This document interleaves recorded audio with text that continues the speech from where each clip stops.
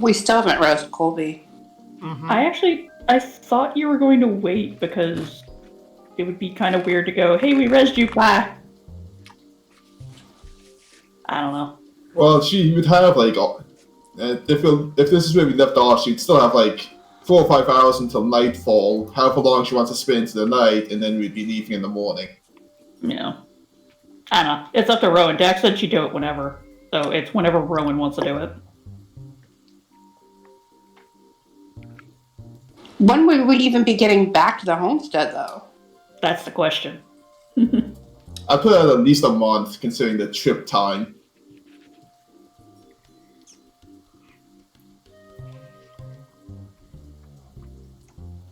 It's at least what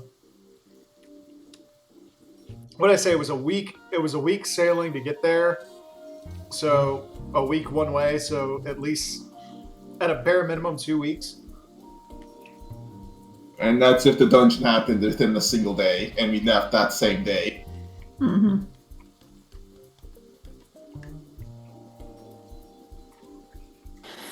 All right, we'll hold off. Okay. Like you said, you don't have to. You got like 5 hours and then a whole night.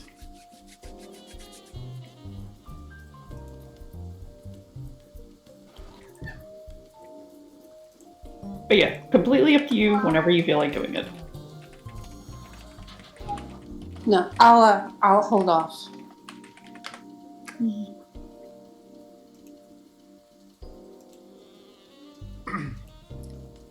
All right.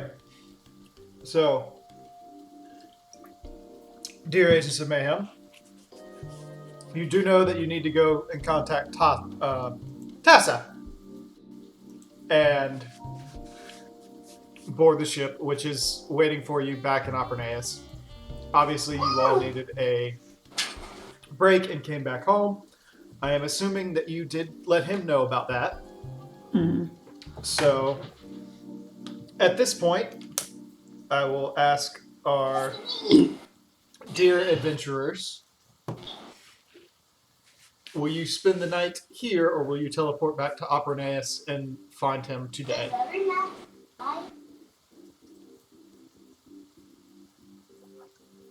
I think we all said we wanted to sleep in our own beds. All right. We don't get to sleep in them very often. This is true. So, The most comfortable bed in the land, your own. you all Sorry. basically spend the day doing whatever it is you would like to do at this time. The various individuals who work the homestead coming in and out, basically taking care of the land, taking care, excuse me, minor hiccups. Taking care of the inn or any people that travel through, making sure that you all are undisturbed. The night is quiet, peaceful, and you all have a good rest while the rain falls around you. When morning comes, the rain has stopped, though there's still a slight drizzle in the air.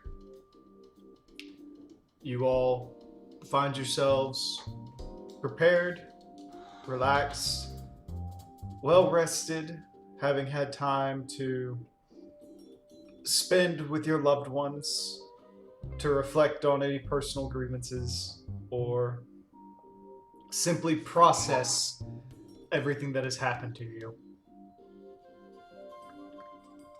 Where would you like to reconvene?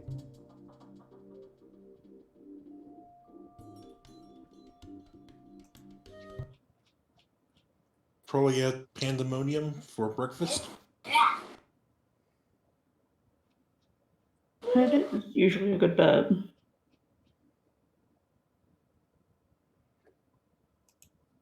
Okay, so you all return to the Pandemonium, have breakfast. Basically, very basic stuff. Like bacon, egg, and cheese biscuits, fresh made from this morning. Everyone kind of waits on you hand and foot, gets you fed, takes care of you. You see Skulls still standing behind the bar. Apparently, he had gotten up relatively early this morning.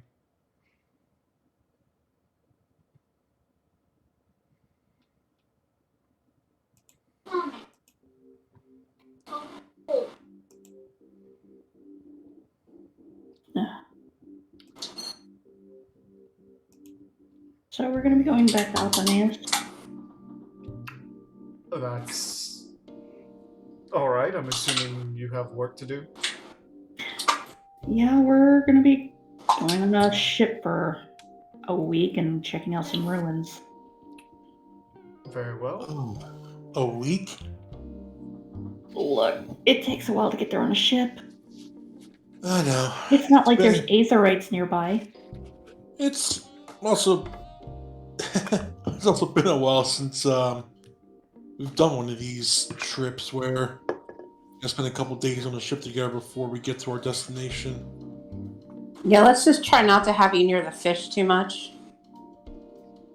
Yeah, I don't want to be stuck with that duty again.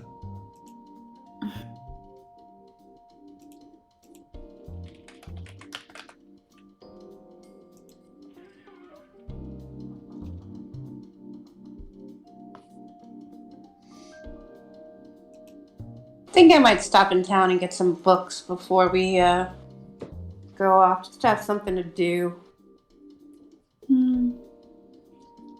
I have a few spells I wanted to look at myself, but it's just researching in my books, which I planned on taking with me.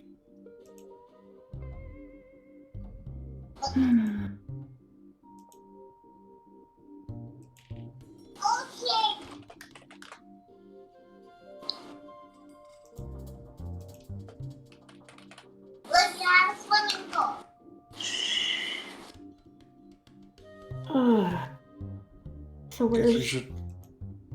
Hmm? I was gonna say, so... everyone's here, yeah?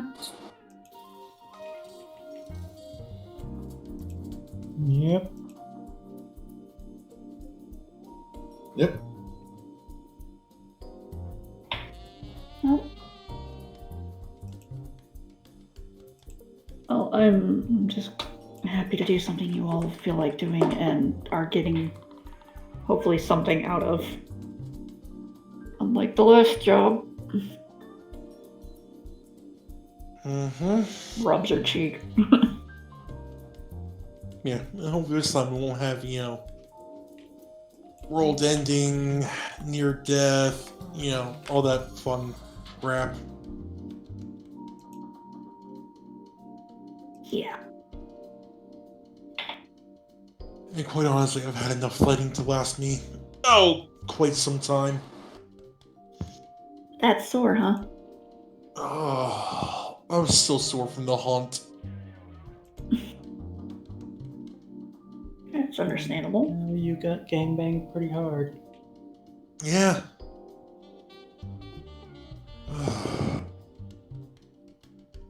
I'm just glad they weren't trying to actually kill me. I'm pretty sure they were. Not that there was any penalty for that. True.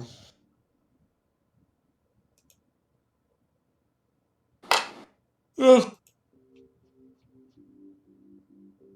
Either way.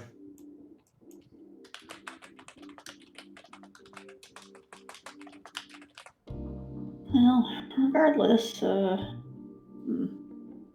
we should get going. So, who are me meeting in Albernace? Oh. I mean, we could probably go meet down at the docks. Won't be that hard to find them. I hope. Well, I mean, who specifically? Oh my god, I just their name. Out of character. Tassa. Tassa, thank you. For some reason it was like T. Tassa. Tassa, yes, Tassa. Was she the cat one? He He was the cat. All right. Well, I'm gonna head over now then and see if I can find. And let them know you guys are coming. I mean, we have blue pearls. Mm-hmm. All right. I'll see you guys there. Okay, take care, Works. Mm-hmm. See you soon.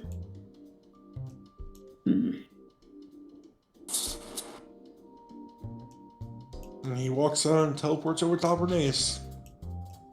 Yeah, I think I might head over soon as well. I already said goodbye to Dole. Well, worst comes to worst, I'll wait for you guys there and I'll enjoy the sea. Boop. She ports off. All right.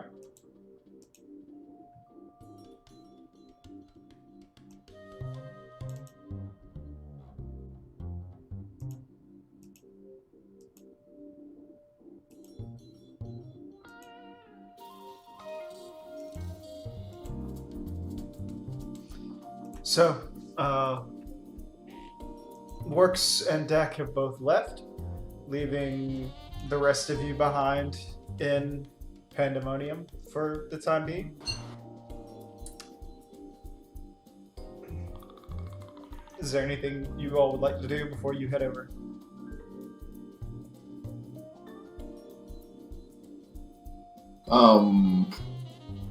If I would have my stuff, no, I'm good to go.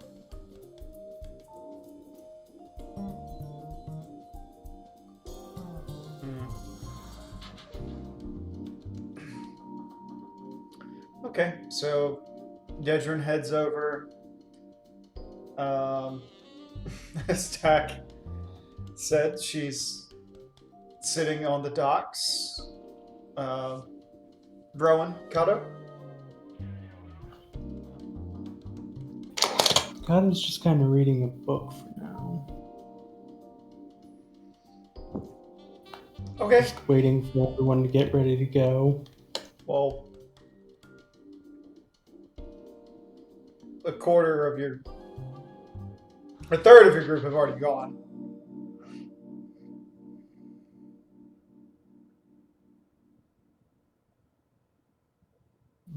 Okay. Probably gonna finish a couple pages before heading over. Okay.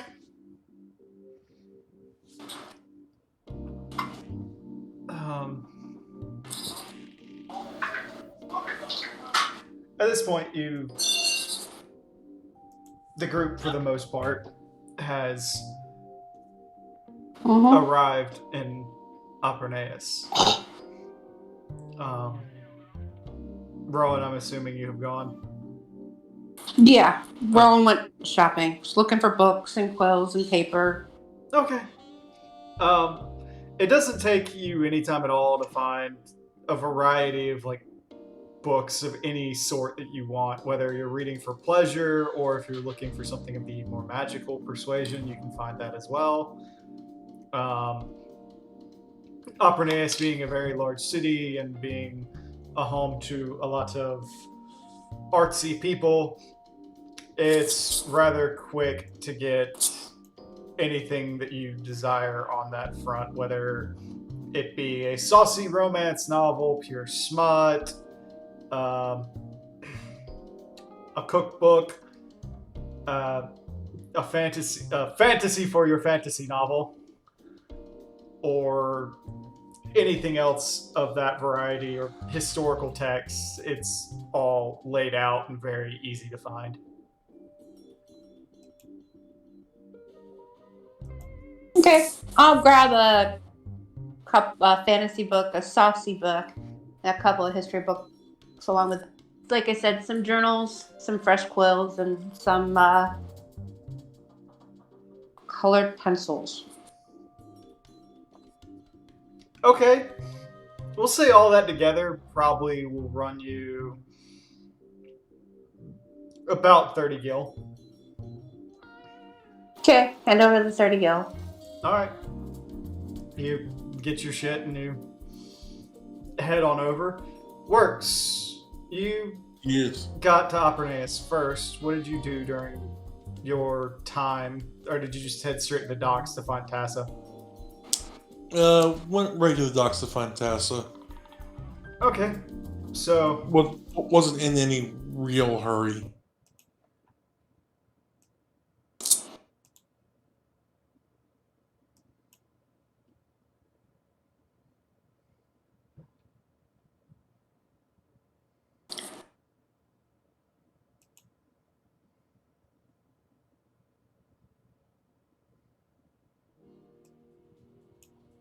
Pretty. So, works. As you arrive, you see the familiar looking crew kind of gathered around. You note, you rather quickly note Gubin, who kind of looks at you for a second and like squints and then goes back to work. At which point, this little cat-like creature in a yellow poncho comes up with the hood up and goes, You and yours joining us? Yes, yes. Yes. Good, good. The ship is ready for you at any point if you wish to board. We are very grateful for your cooperation in this matter.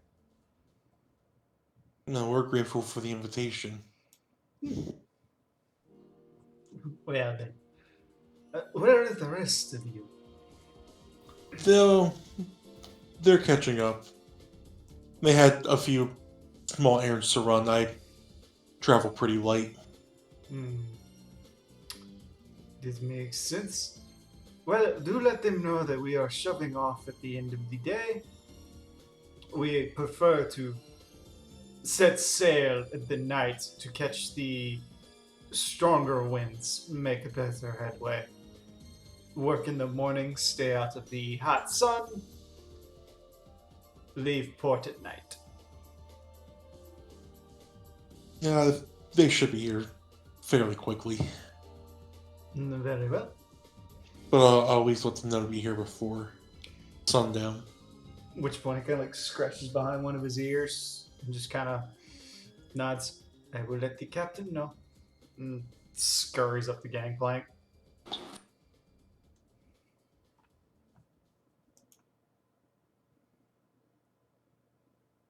Merch kind of walks like behind him up the gangplank and man, it feels like forever since I've been here. Of course, they need my help with anything.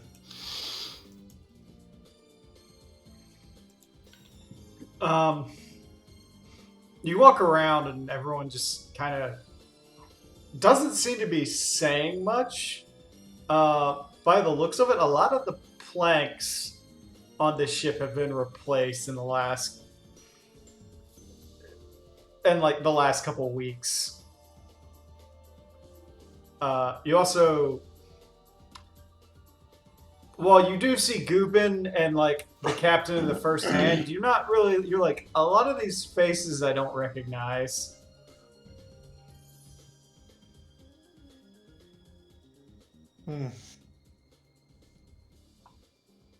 Wonder if Jam's on here with us or if he's staying home.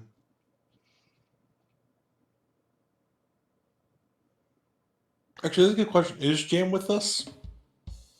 You don't see him.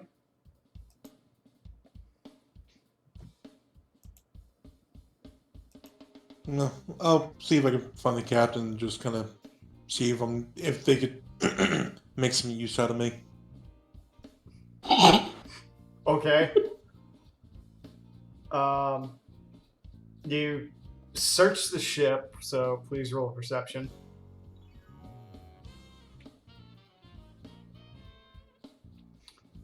You search high and low, you don't find the captain and the first mate.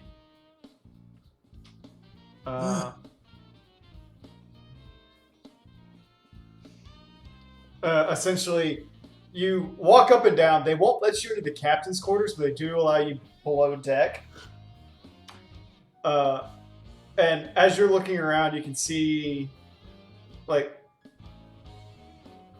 there's a fair number of people below deck, and fair number of the crew, people who look hardy, look like they've been sailing for a very long time, intermixed with like basically inexperienced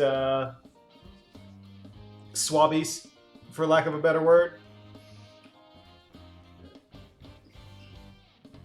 And there is sort of this general buzz of excitement about them.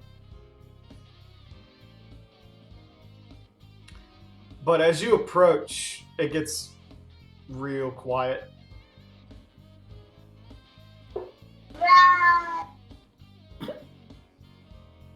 Kind of look around. Alright. Walk back. When you like, kind of like just walk back up deck. Like, I guess not here. Alright. Well, just wait around. All right. At least try to stay out of the way. More or less, yeah. You kind of stay out of the way. Dak, aside from just sitting on the docks, what do you do? I mean, Dak's just gonna sit and watch a little bit. She's probably gonna watch Works go up to the dock, or not the dock, but the ship. Mm-hmm. Gives him a few minutes before going and basically joining him. She knows. I was gonna say she knows better than to try and join up with the crew.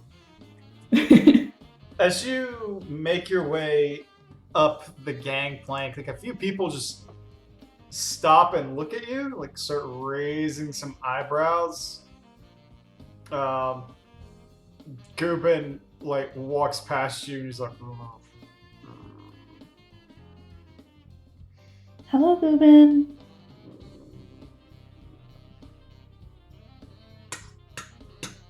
Just keeps going. Hmm.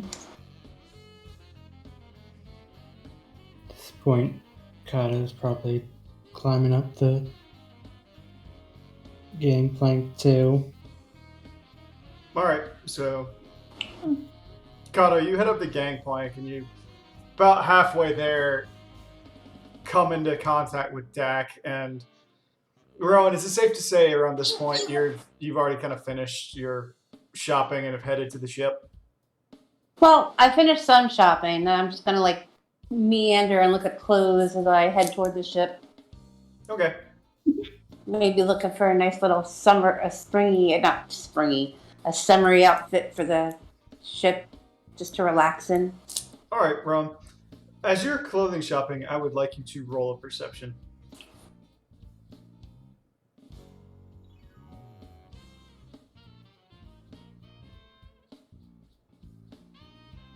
Wow, my sheet's still just spinning. Roll 20's been shit lately. Mm. Fiona, are we still real choppy for you? Did it roll? No, I didn't. Just did. Yeah.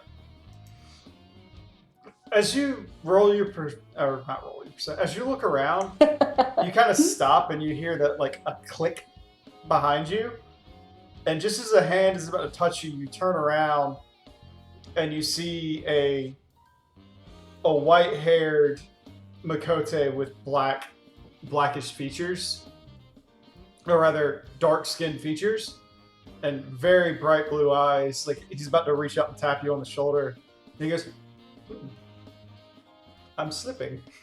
He kind of laughs. Do I know this Makote? It's a Lox. Oh, it's a Lox? Yeah, it's Lox. Oh, so I'm like, oh, hey, and I give him a hug. He's like, "Oh!" What's going on? He pulls back a little bit because he's not used to affection. So you squeeze him and he stiffens up and he's like, huh.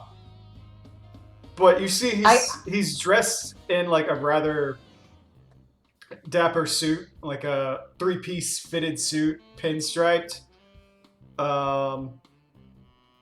Primarily white with like little slashes of blue through it. And then he's got a black hat on. He's got the hat like held in his hand. And he just goes, "Well, I was more or less just surprised to see you back in the city so soon." Oh, we're not staying long. We're getting on a ship. You know, the one that Jam would be on from time to time. I cannot remember the name. So we're gonna go explore some ruins. We're only here for a little bit. And you're looking mighty dapper. What are you up to? He just kind of pauses for a second, like thinks about his words, and then he goes, "Oh wait," and he goes, "I was actually conversing with the heads of the ship that you're presiding on right now." Oh. Okay.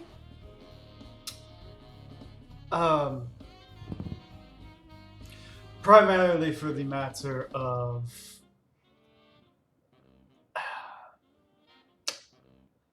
how to put this. We're both very aware of their trade, yes? Rowan just bats her eyes innocently. I know not what you speak of.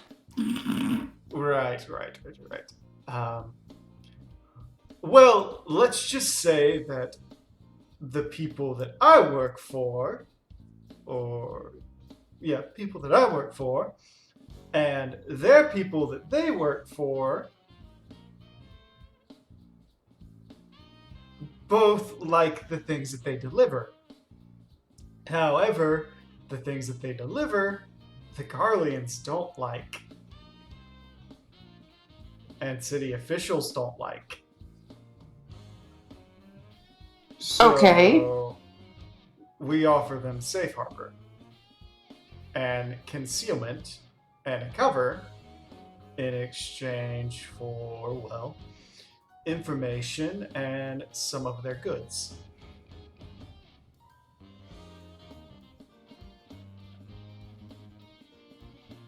And what information are we looking for now? It's not every day that Garlean ruin shows up that hasn't been stripped clean. Garlean? I thought it was Allegan. Allegan. Sorry. Allegan. Excuse me. A tongue slip. You had me worried there for a minute. I don't think I want to go poking around Garlean ruins. Don't think anybody does. Regardless, we're just discussing the split of the take, or more or less who gets the rights to explore the ruins after they're done. Mm-hmm. Likewise, the researchers, the Saints of something, I don't know. Saints of... The Saints of Conic, or I can never pronounce I it. can't either. You'd think So they would they're in choose... Mordona. You would think they would choose a better name. One that's more easily said. Yes. Jesus. Regardless,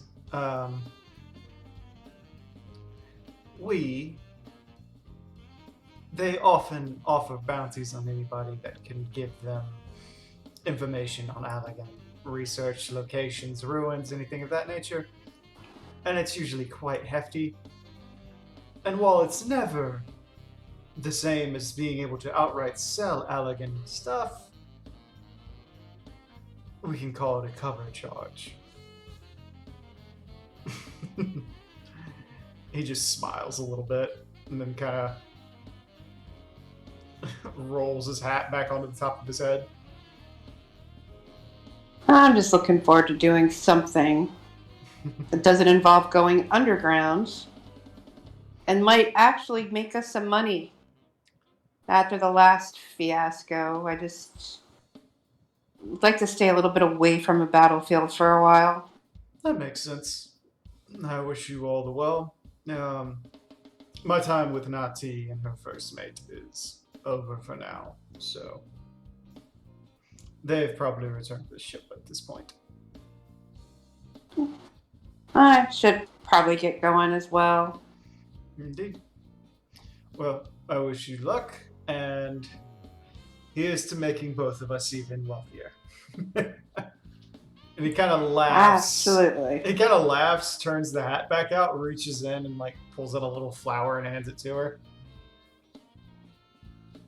I just smile and try to put it somewhere that I don't burn it and wilt it. Just laughs. Do take care. And you as well. We'll see you soon. Mm-hmm. Well, back to my club. I have a few stragglers I need to kick out. He heads off. I pick up a few things and then I go back off to the ship. All right. Hey, Rowan, you arrive at the ship just in time to see the entire group that's going. Standing on deck with Nati kind of rubbing her face and looking over everybody and going, so it seems that you all decided to take us up on our offer.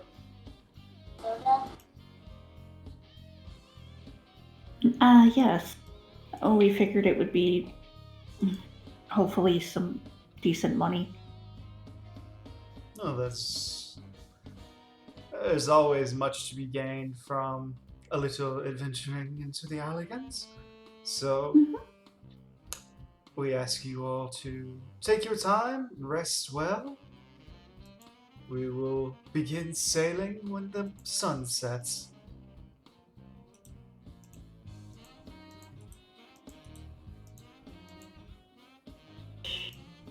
Well, thank you for having us. Hopefully we get some interesting finds.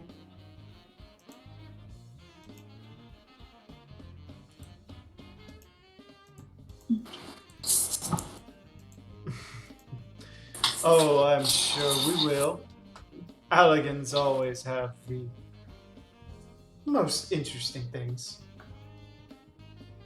At which point she kind of walks off, one of her eyes kind of glowing faintly. And you all are now aboard the Banshee's Whisper.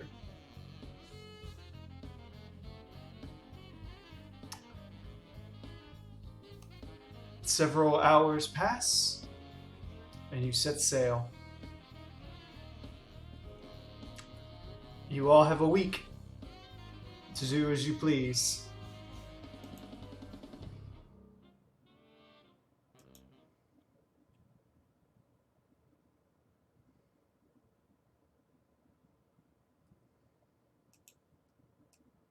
Oh, on the ship.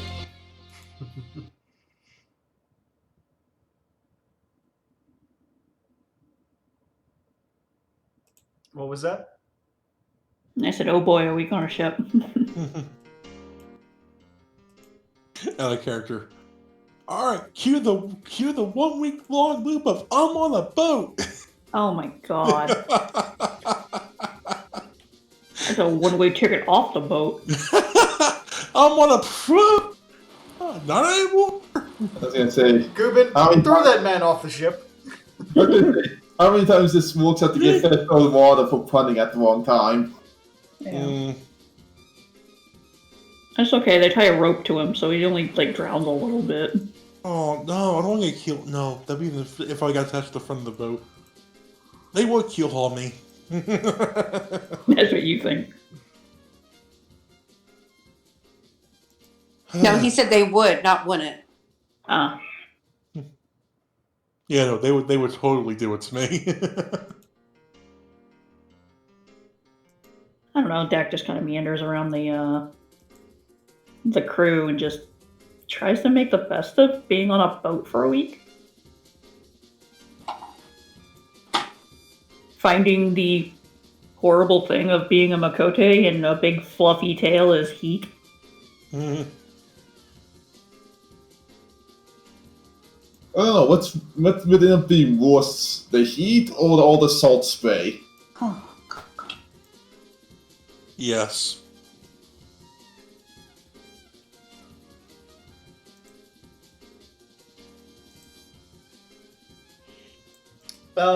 Yeah.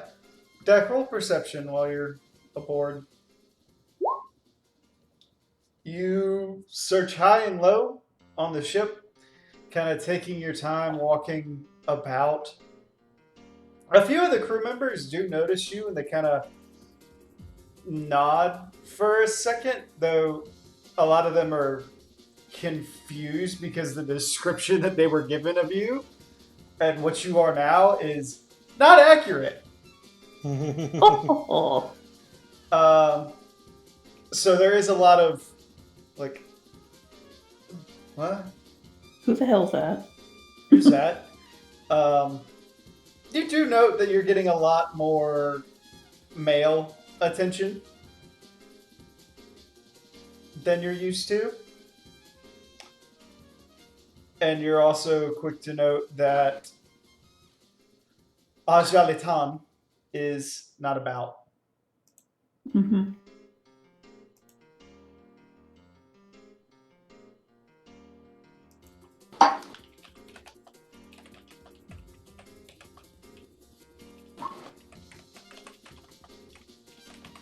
Jack ends up getting a little bit flustered, actually, from the male gaze. She's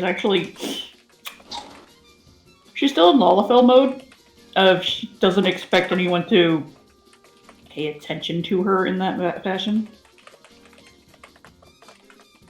Right. So it's actually kind of surprising to her to see someone looking at her like that.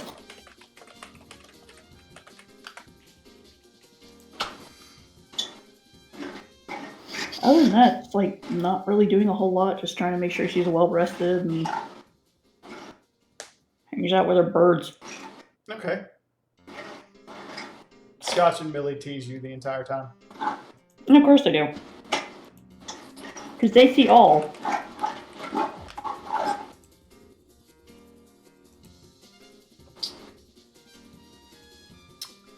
Okay, so Yedrin, how do you spend your time on the open ocean? I'm trying to think of how I would spend my time on the open ocean because it's like I'll come back to you then. You think on it. Works. You are out in the open ocean. Mind you, at this point when you're starting out on the open ocean, and this goes for Dak too, this is like 2 a.m. when you guys are... You set sail at nightfall, and then you hit like real open ocean around like midnight. So it's around 2 a.m. at this point.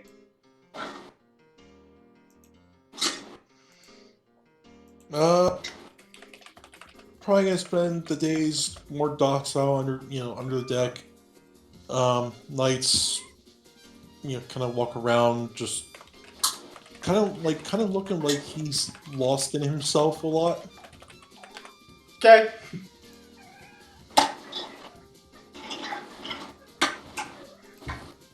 You just kind of think to yourself a lot. What? Yeah, just Yeah. a lot. There's a lot rolling around in his head, and he's trying to stop it from rolling around in his head. There's this quiet... There's a stillness in the night that's odd for you. The ocean waves, inky black before you. There's no signs of any sort of land or anything to touch about. And then it very slowly continues to spread for a moment. And it grows and grows. And suddenly you see this kind of like golden shift start to appear off the side of the boat that no one else seems to be bothered by or even notice. Eventually it kind of spreads and you see the wingspan, and then a head starts to form a little, and suddenly you hear the voice inside of your head going, "What bothers you, child?" Just the downward spiral my life has found itself in. I don't exactly see a downward spiral. I see a few rough days.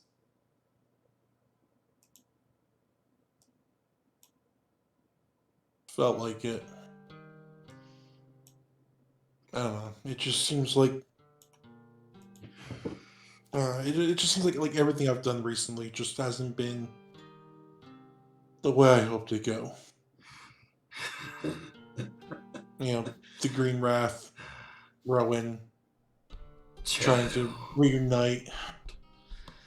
that is what we call life. We make mistakes. Things happen. Just relax and enjoy the ride. It's been one hell of a ride.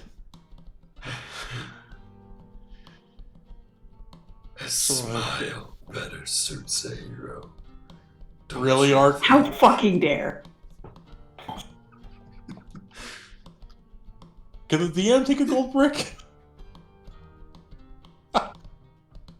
Yeah, well, that would be me being a hero, which Do you not call yourself one? After all you've done. have I earned it, or have I earned it because of the group? Does it matter? To me, it does. I don't want to earn the hero status because, and I know they'll never say it, but I don't want to earn the hero status because I rely on them to help, because I can't do it myself. You know, there's times I feel like I'm holding them back.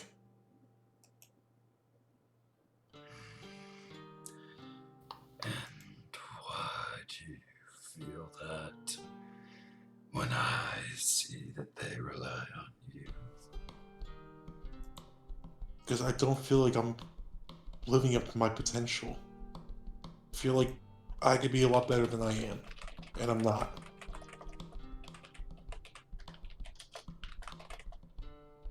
Maybe it's the hero complex, maybe it's, you know, I try to see myself for more than I am, and, you know, at times I let myself down. Or maybe I'm just not seeing the bigger picture.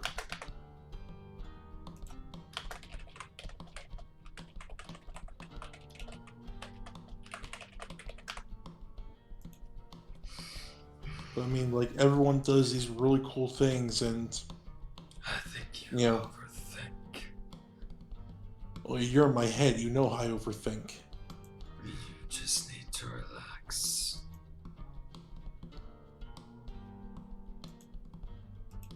Maybe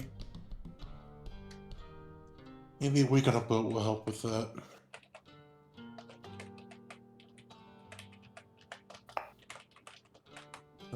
I think I could use a few ups in this life.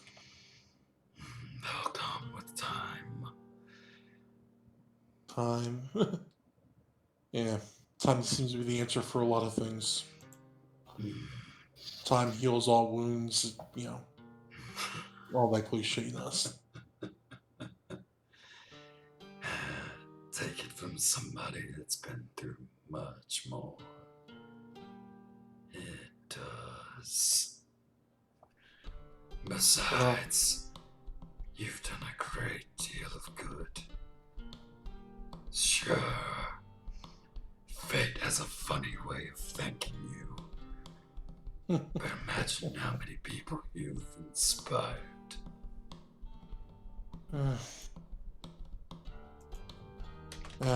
Maybe I need it vocalized a little bit more. You know, just maybe just, you know, I could think it, but sometimes you need like that outside reassurance.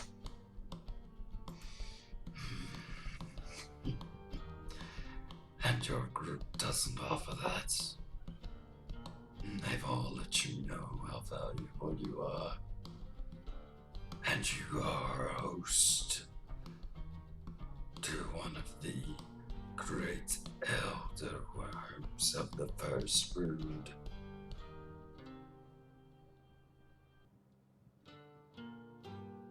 Yeah, I guess it's also my fault for being distant. I might not be listening to them that much. I don't know why. It just.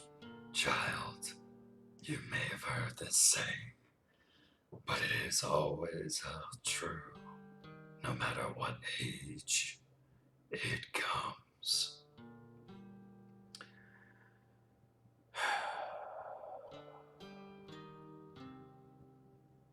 You can't control life, but you can control how you react to it.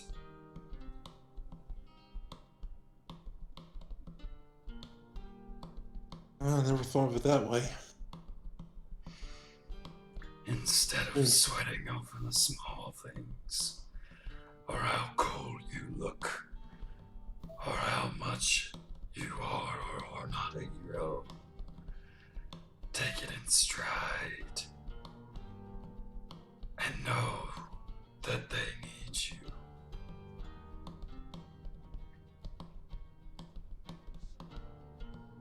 Alright.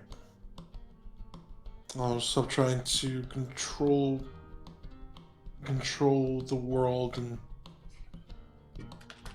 control how I go through it.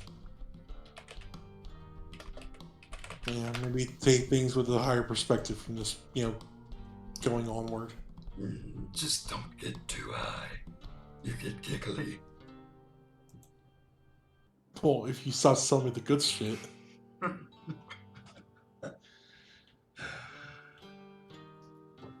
Rest well, child. It's amazing how often you're there to pull me out of my own head when you're in my own head. There's like a joke of irony there somewhere. I just don't have it yet.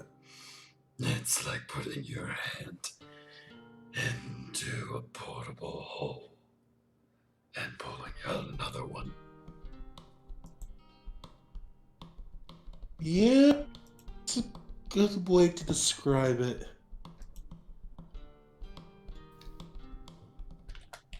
Weird, but fits. Just make sure no one ever opens a bag of holding inside of that hole. Yeah.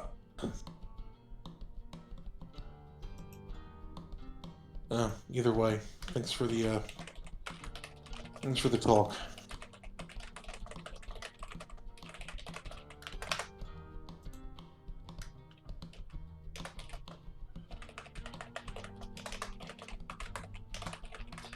He just, at that point, Bahamut's like wings kind of fold and he pulls himself back in, and the gold shadow over the ocean kind of fades away. Just lost a little bit. It's like, God, he's such a drama queen sometimes.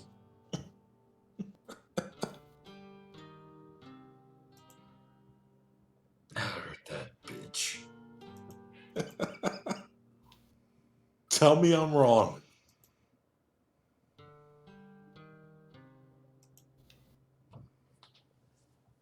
There's not an answer.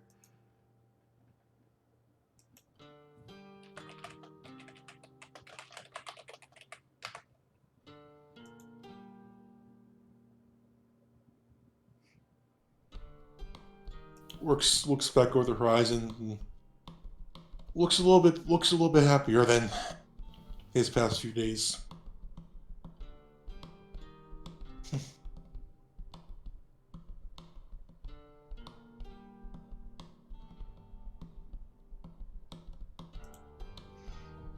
All right. So, Rowan, what are you up to? So it's still late at night, right? Yeah, it's We're out in the open. It's pitch black. Well, not pitch black. it's actually like it's actually very much like the picture is right now. So, Yeah, you'd be surprised how bright it is on the open ocean.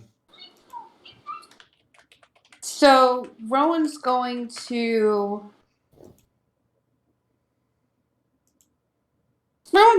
be munching on something, Bacon. of course. And she's sitting there, No, and no, no, no, she's no, no. It's not pig. It's not bacon anymore. It's pig jerky. it's pig jerky. It doesn't sound as good as bacon. It doesn't. So Rowan's munching. Actually, She's got just thinking about that, Rowan. I'm sorry to interrupt you, but cured pork belly turned into jerky. that actually doesn't sound too bad. Like that pause. It's like, huh?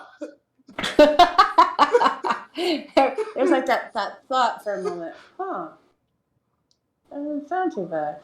So anyway, Yeah. Rowan's munching on something pork related.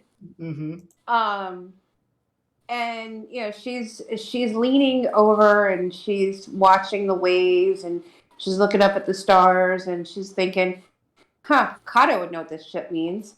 But I'm not going to ask. And she's petting her baby who's right next to her, and the baby's also watching, and she's just taking in and breathing, and she's just trying to relax and just get out of her head, but she can't get out of her head. She's got like all these things going on, worrying about Ark, thinking about the vision, thinking about getting back and getting done so that she could see Colby again, and kind of feeling guilty about Works a little bit because, he's just been such a draggy tail. Mm-hmm.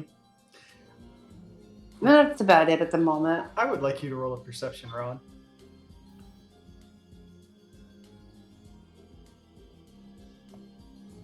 Hello, Opera.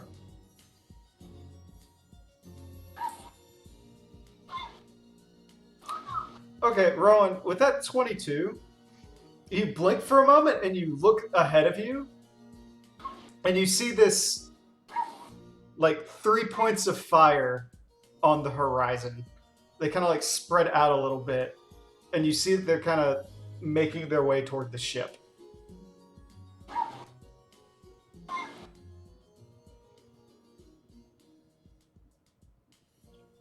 I'm going to look around to see if anybody else notices it.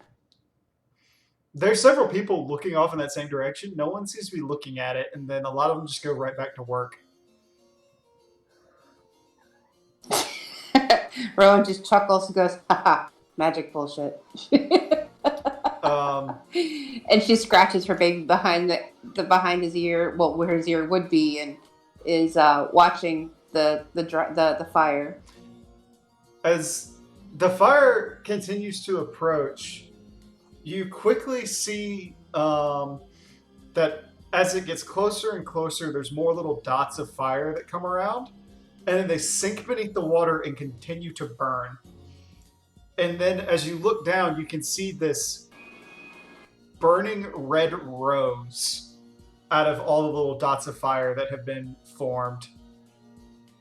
And then it spins for a moment, opens, and becomes a fan. That's pretty. She just watches it as it moves. And then slowly you start to see as like Azuma begins to form and starts to rise and come towards you. And then the night just kind of sucks her in, and there's a voice that says, you actually hear her voice say, "What are you doing?" And then another goes, "I believe a softer touch is in order. And you are currently within my domain." At which point the fire goes out, and you look up, and the moon seems to dim a little bit as the entire network of stars above you just lights up in this massive array, clearer on any night that you can ever think in memory. the light continues to dim, and then slowly another female figure arises where Azuma had formed. Her head kind of covered and drawn back, this long shawl running down her body and spreading out in its own network of stars. A book in one hand. As she rises up with a faint blueness to her face, her lips painted this alabaster white before she casually moves over the railing, standing about 10 feet tall over you. At which point she looks down and kind of curtsies to you. Good evening, Lady Darksbane. Rowan is just stunned and awed by her presence, and she just, good evening. It is such a pleasure to speak to one who is not of my own following. So, please tell me, what is on your mind? Out of character? Who? Nemea.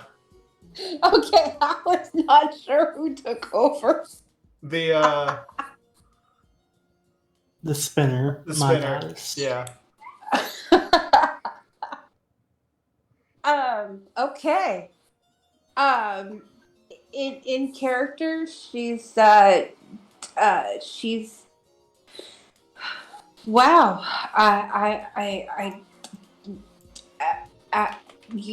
You don't like Azuma? Oh no, I adore Azuma. Don't worry anything about that. It's just the matter of I feel that I can offer better advice in this moment.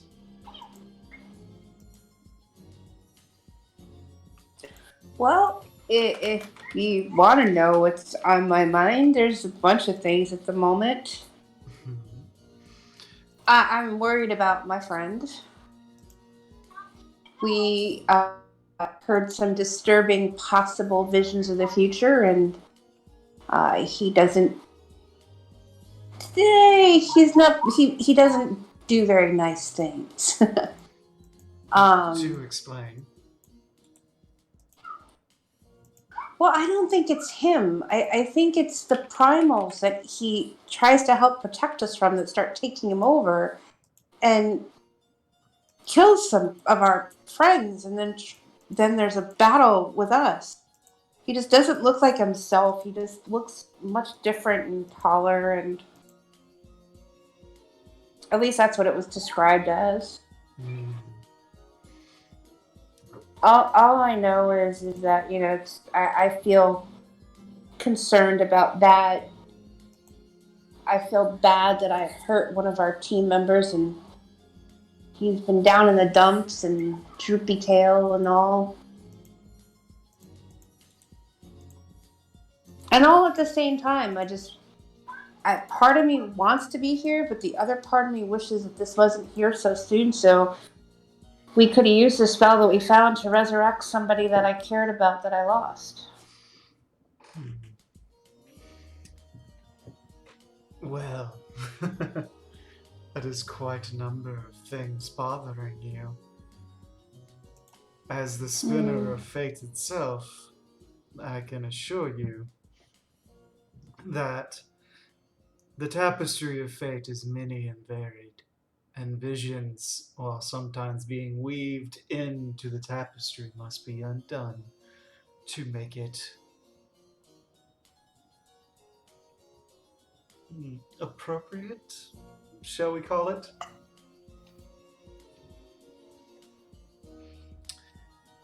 So, while I tell you not to put much stock into the visions of the future, given wherever they might have come, I think the best thing to do is merely work towards creating a future where such things cannot happen. I kind of like to think that, it's a possible future. Doesn't mean it's actually going to happen. And with us knowing about it,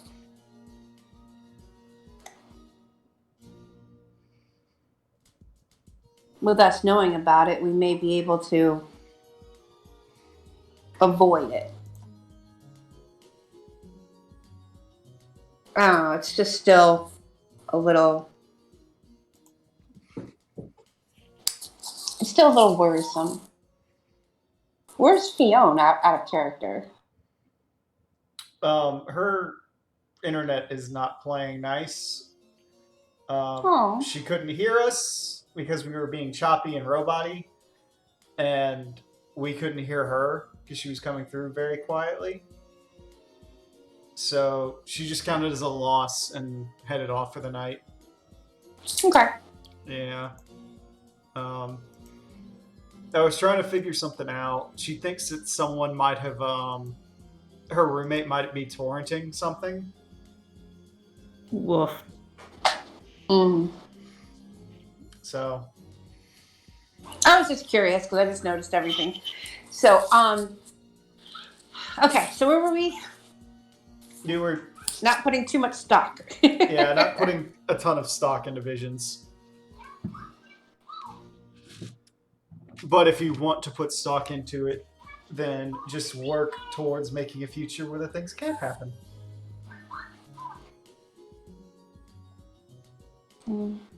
Just how would you stop something like that? Especially when one of the things that we were told is that he said that nobody loved him. And that's bull, and he knows that. There's someone in our party who's gone face to face on her own as a little tiny Lullafell with Sahagin just to find him. So that's bull in general. She stops and thinks for a moment and says, "Might I ask you a question regarding that?" Yeah.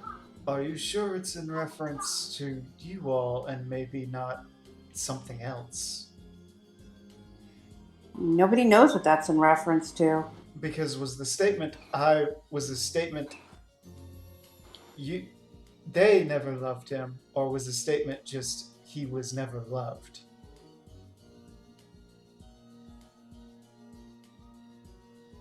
Come to think of it, I don't remember.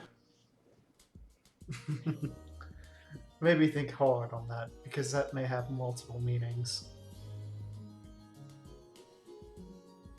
I also still feel kind of guilty about about what we did. Nemia just kind of, like, her lips kind of turn up into a smile, and she goes, I have this on my... I think in the heat of the moment, we all make mistakes. I'm not so sure how much of a mistake it is, but it just... I don't usually have second thoughts about it. I do because I think I did something wrong. I feel like I did something wrong, although technically I was broken up. Not technically, I was broken up. There's no technicality about that. But then watching Works going all around and just looking so down in the dumps. I mean, I love him, but I don't think I'm healthy for any relationships. Everybody I'm with, I hurt in general, whether I burn them and physically maim them, or I just I get close and then I emotionally jump back as far as I possibly can because I'm afraid I'm going to hurt somebody. At least I know with if anything were to happen with Ark, I can't really do too much damage to him. But Works isn't fireproof. Emily says, "Dear, I am a god, not a therapist." You asked. It's not my fault. You asked, I unloaded. This is true. And I have only It's your myself own to fault. I have only myself to blame for that. But as someone who has had her share of interesting relationships, allow me to posit this to you. Do you find yourself upset merely for other people in the matter and don't want to do what's best for you because you fear how others will react? Or are you upset because you know you could do better?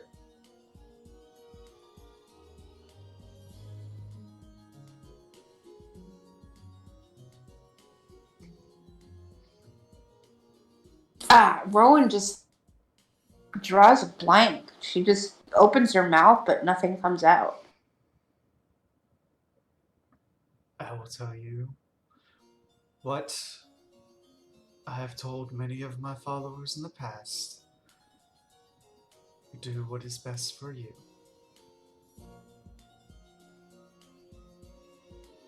And if that hurts other people, they'll get over it in time. You take that from somebody who weaves fate itself. So now, seeing that you weave fate,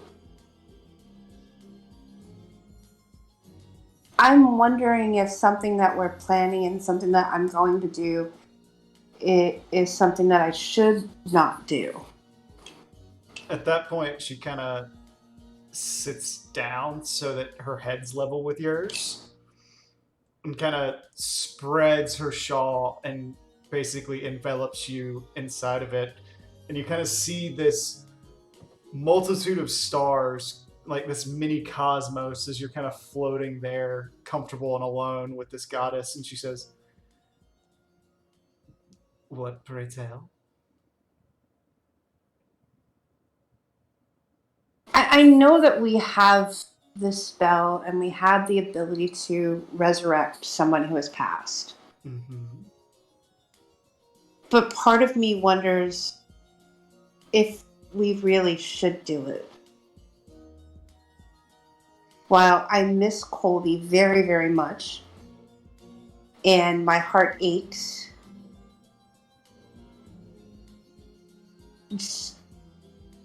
I don't know if bringing him back if it's just me being selfish. He didn't deserve it. You see Namiya kind of lean back a little and go, "Oh, this question." And she just kind of brings her hand forward and says, "Child, I weave fates, but I still do not have complete control over it. I see the multitude and myriads of possibilities and merely record and lay down everything as it comes. If you would like, I can let you view many of those possibilities. But know that it comes at a cost." What's the cost? "A great deal of your time and possibly your sanity."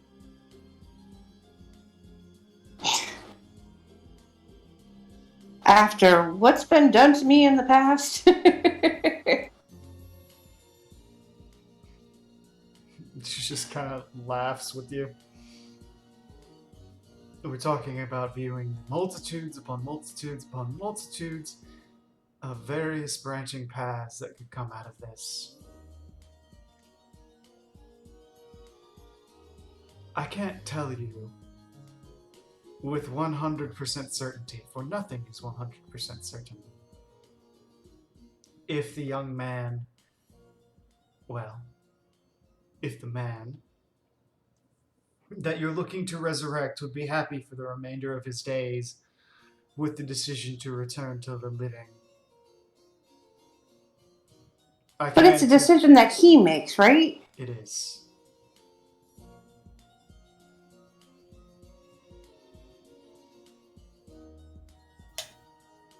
We can offer the door, but he'd be the one that have to walk through it. Yes.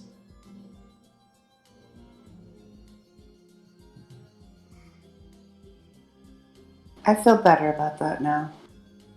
She Just takes, reminding me of that. she takes your hand and kind of pats it a little. Try not to think overly hard about things. Trust your heart to make the decision.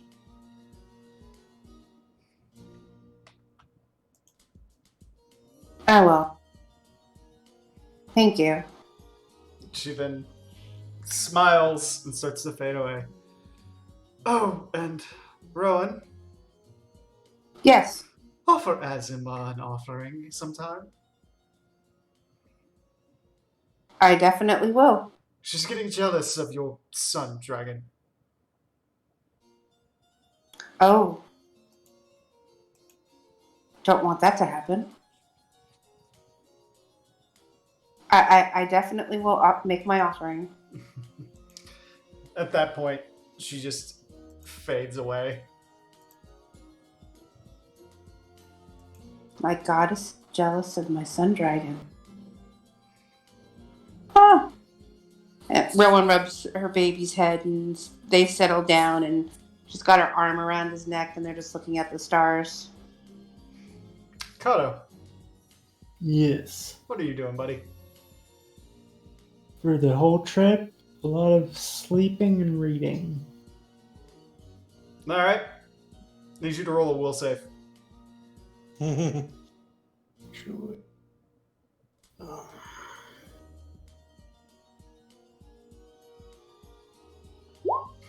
Okay.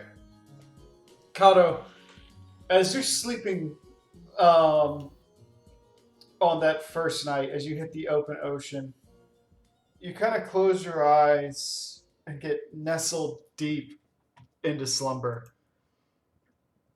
And as the world turns dark and you find yourself relaxed and pulled in deep, the inky blackness of it surrounds you.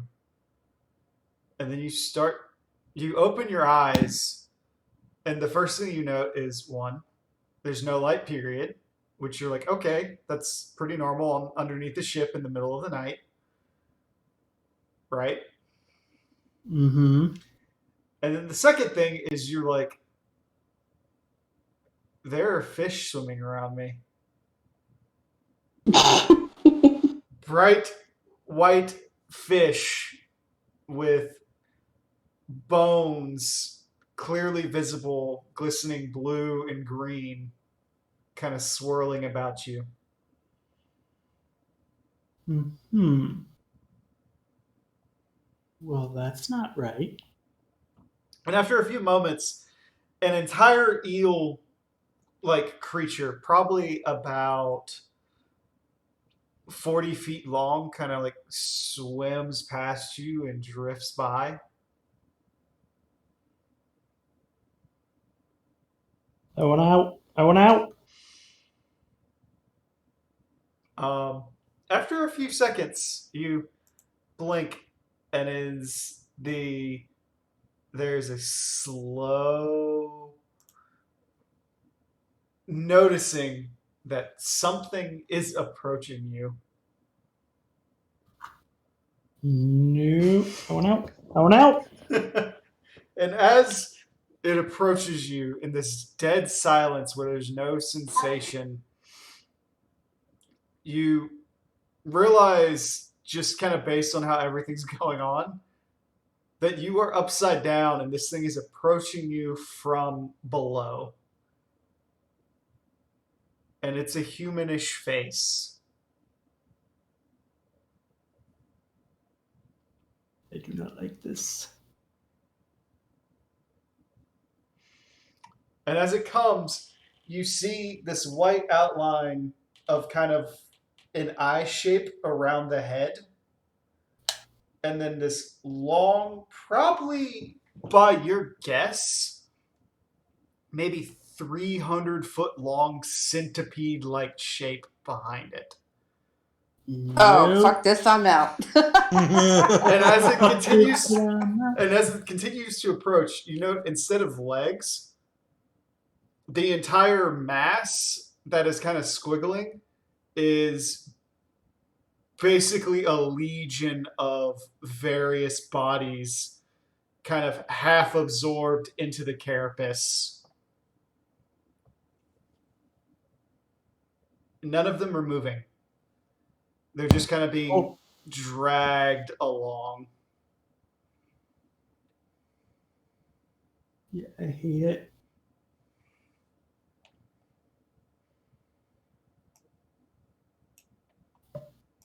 And then slowly it twists up, kind of in this spiral. When it's about 50 feet away, you look, and the face is that of an old man's with this long white beard. And there's a split second where the eye shape closes and it reopens and it's staring back at you with your own face. God damn it, Ko, go away. And it just Go it go just, away, Ko the Face Stealer. It just Go away. looks at you for a second and he goes,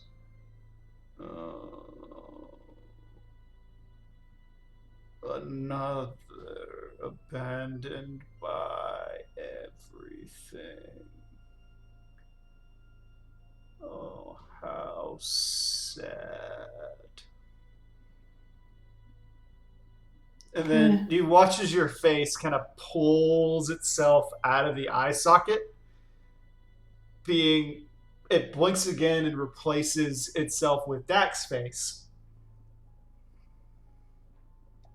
And you note one of the bodies like crawls up, pulling itself free from the body, and skitters like a roach across the top of it, the neck connecting with your own face and forming a full-fledged copy of yourself. But eerily white, and you can see the skeletal insides glowing the blue and green and red as it kind of like floats about.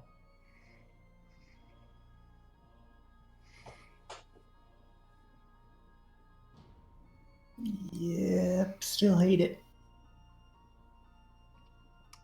So, how did you get down here? Are you That's so lost? creepy. No, I think I'm asleep.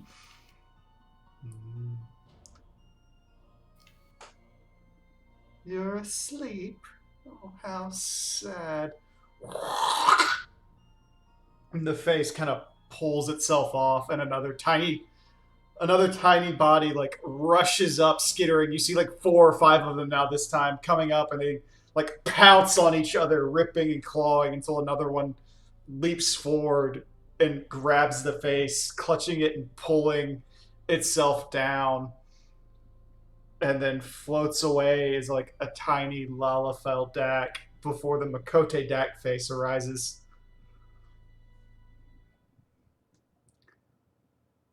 Kato.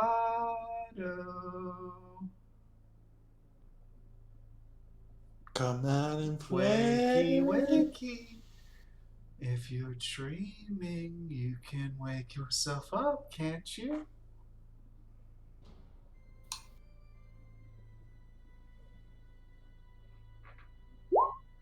God damn it. What did you try to do to wake yourself up? Just roll to disbelieve.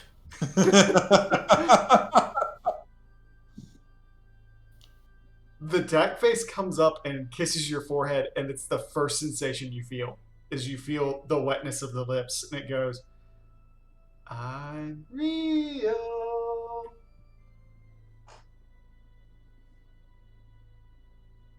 Mm-hmm. And do you have a name? It thinks for a moment. No one's ever given me a name. I think you could just call me the Void. Uh-huh. You don't get it, do you? Oh, you poor silly thing. At that point, the new Dak face like turns itself inside out and then back around again before shooting off. And this time, like 5 different bodies like run off, all grabbing, pulling, and trying to tug the face to themselves. The eye blinks, and now it's your father's face.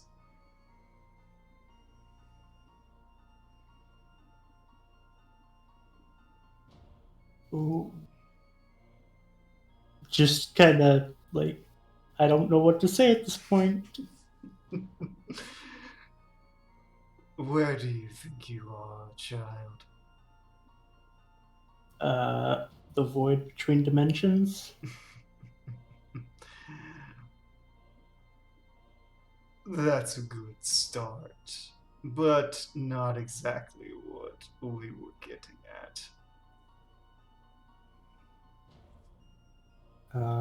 My own head. No. No.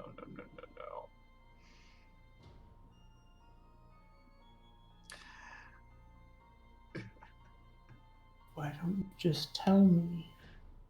What do you think happens to disbelievers?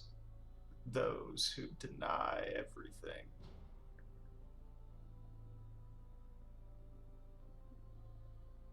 Um.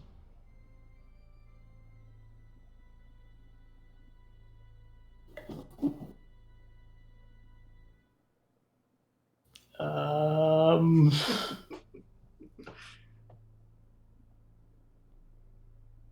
I have no idea what to say at this point.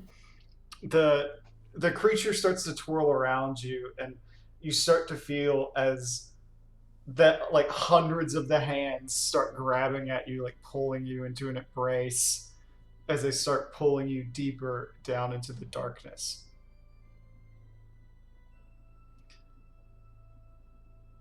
And you suddenly hear thousands of little whispers coming from the holes that their necks are. Look up. Look up. Look up. Look up. Look up. Look up. Look up. Am I looking up, or like my current up? Your current up. He just hesitantly looks up. You look up, and way off in the distance, almost further than your eyes can see, you see a stream of tiny blue dots.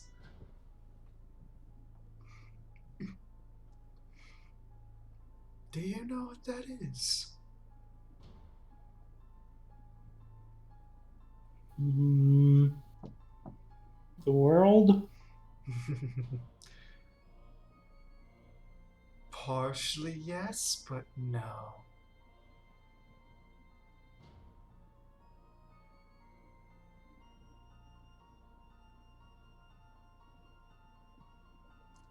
World's plural? Again, partially yes, but no.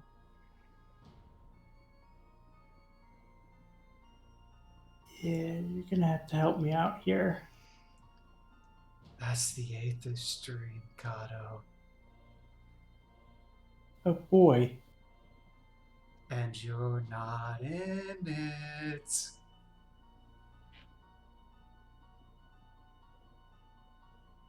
Mm-hmm.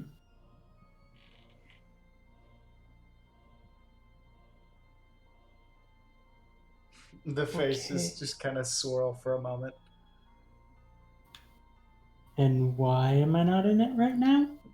Because you rejected everything. I didn't reject everything. In essence, you did. I don't reject everything. I don't reject my friends. I don't reject my family. Oh, you know that's not what we're talking about. And you watch as like your father's face just kind of like pulls and sweeps to the side, almost like water being brushed off of a car's windshield. Just kind of just being drifted off. The eye blinks and closes, and there's just this blank face. The mouth kind of ripping open. And he goes, "You don't have to reject everything. Just the things that matter." You mean Miss Hissy Fit?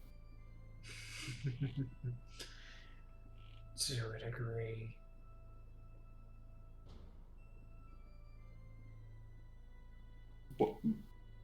Out of character, what did you say? To a degree. Ah, And besides, we both know you're lying about your family. they're trying. You're not. Okay, if you're so smart, what happens if I reject you?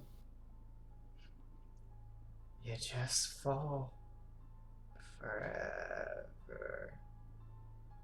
And there's worse down there. Are they half as annoying as you are? At that point, the face kind of twists to Works's. Imagine having to listen to 1,000 of us make puns every second for the rest of eternity. God, Hell. 12.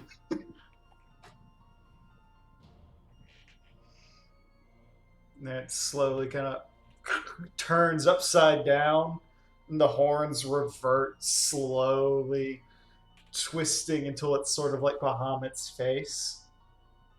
Or imagine reliving court. No. Again and again and again.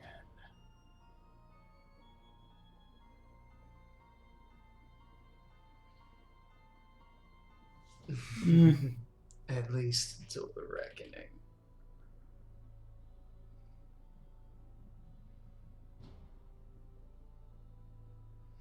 Who knows? Maybe you won't be down here too long. Maybe you'll drift for a year or 10 or 100. And then your soul will be mortar for the next world.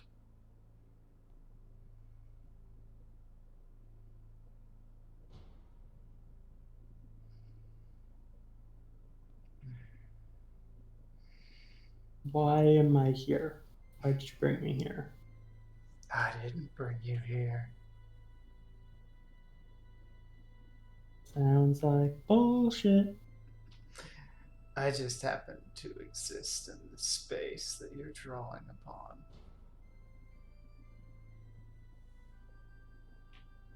Mm-hmm. I call myself the Void, but I guess a better example would be all the souls inside of it.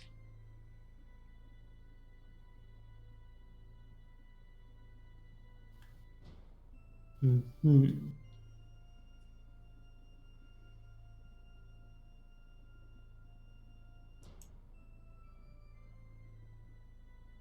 So why are my friends here? They're not.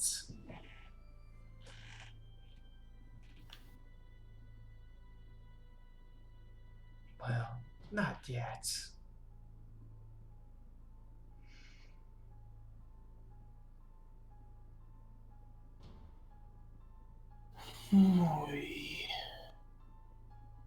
You're not making a lot of sense, honey.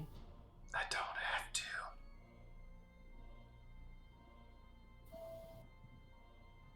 You just feel like a couple of hands stroke your face.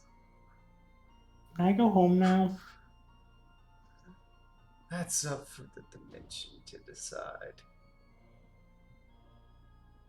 But I don't mind having a cuddle buddy for a few hours. No thanks. As it just kind of tightens around you.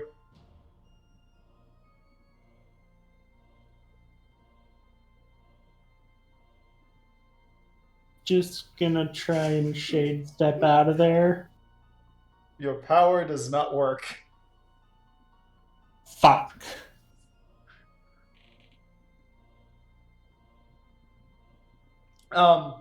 However, as you do try to pull some of the power to do the things that you normally do, you look down and you watch as like your pinky starts to fade out, and you're like, "Oh."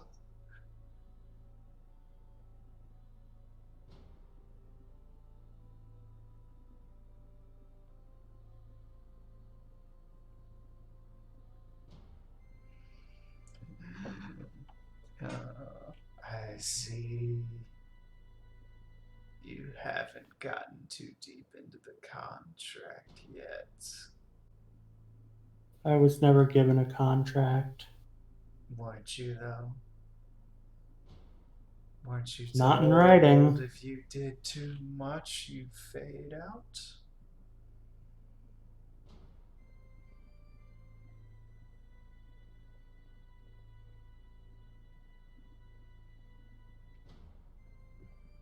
Power comes with a price, Kato. Remember that. And enjoy your darkness. I'll be waiting for you.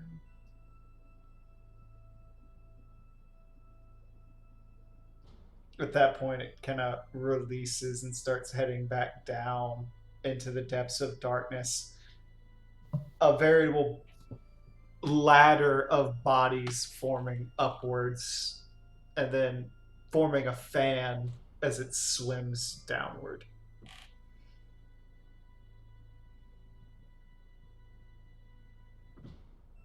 Mm-hmm.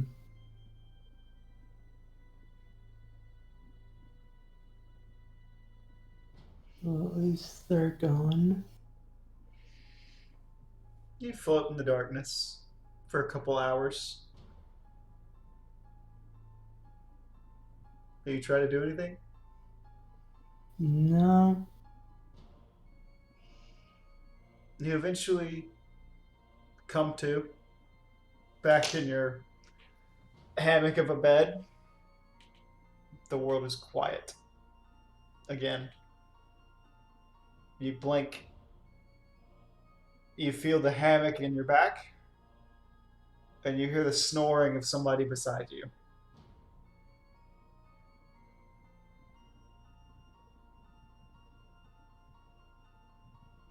It just tries to go back to sleep. Okay. Yedrin, what are you doing?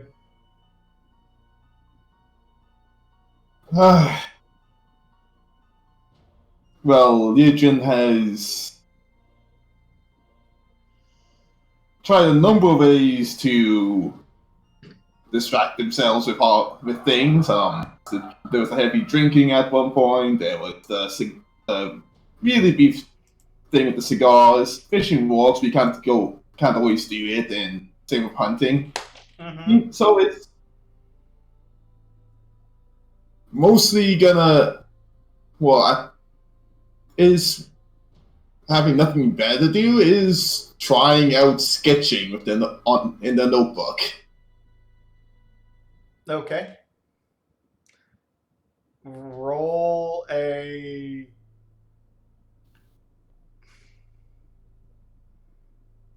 craft. Oh, I don't have a change. I know it's crap. It's just they're trying to get a hobby besides hunting. That's fine. Just roll a craft. So I'm just trying to do a wall craft. I think I just Warcraft, I technically don't have any training, would just be intelligence. You can use intelligence or dexterity. Okay. So, Yedrin, you sit down and you start sketching. You decide, like, you're going to, like, do a landscape. And as you do so, you're sketching and you get, like, the ocean drawn, and you get the moon, and you're starting to, like, get some of the stars in there. It's looking halfway decent, and then it suddenly gets really, really, really good for no reason. Like, photorealistically good. And you realize you're not in control of your own arm anymore as you're doing this. It's just moving on its own. And then after a few seconds, you struggle, and I would like you to roll a strength check.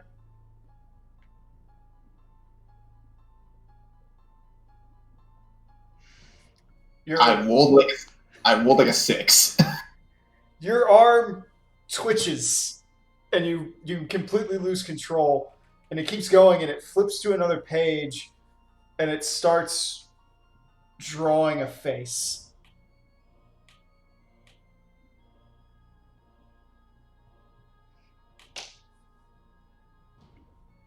And as the face is drawn in the moment of your alone, it draws the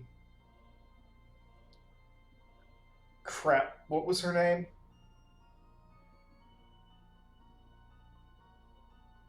You're gonna have to hum a few bars. I was gonna say, which one are you thinking of here? The Is only it one. The drawn- only one that's a female. You mean Fumi? Yeah, it draws Fumi's face,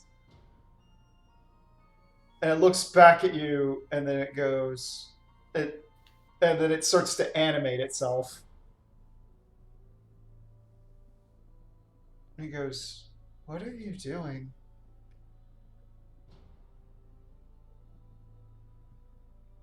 Now, in the grand scheme of things, Both. right now, I was trying to see if I can get into a hobby to keep myself occupied during long trips.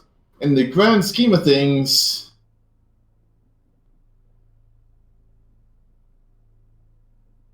I mean, besides make money, that's hard to say.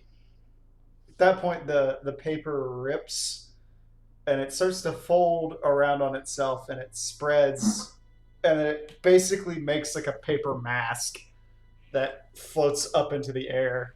Your hand kind of spins a little bit in your notebook, and you start drawing. Was it Gozens? Was it Gozen? If you mean the Angry Boy. Gekido. Gekido. It starts drawing Gekido's face, and it does the same thing, and it pops out, and then you find yourself like starting to almost start to draw the Leviathan, and it just stops, and your hand goes back down, and the two just are kind of floating there, like floating over you, looking down.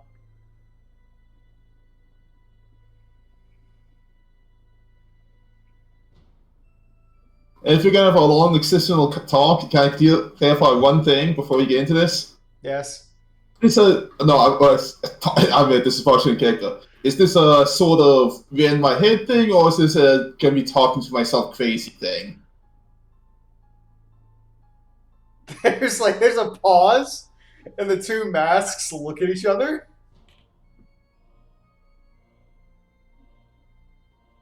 And they go, "We don't know how to answer that." In unison. Fair enough. I like that. Oh man, worst case scenario, people think I'm more crazy than I already am.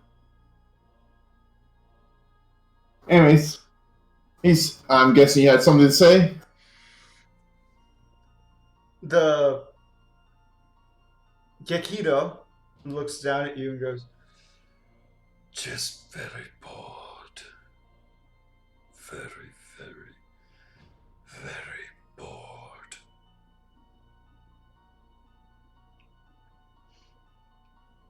which point Fumi goes, "He won't play tag with me anymore."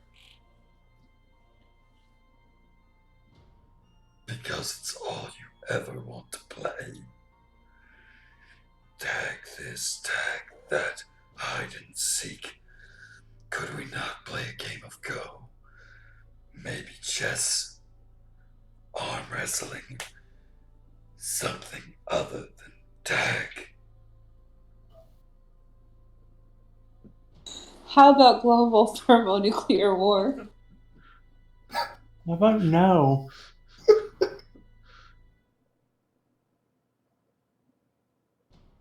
Don't give him ideas. I'm sorry, I had to. Oh my. I thought it would get better with the fourth. But no.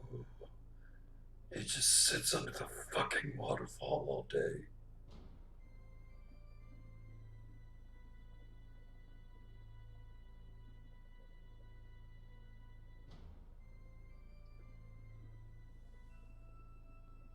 I mean, fair enough point.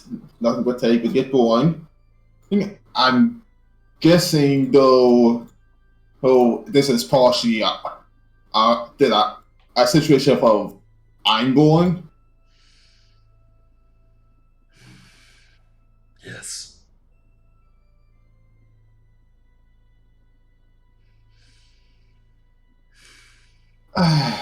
It's all right when you're fighting.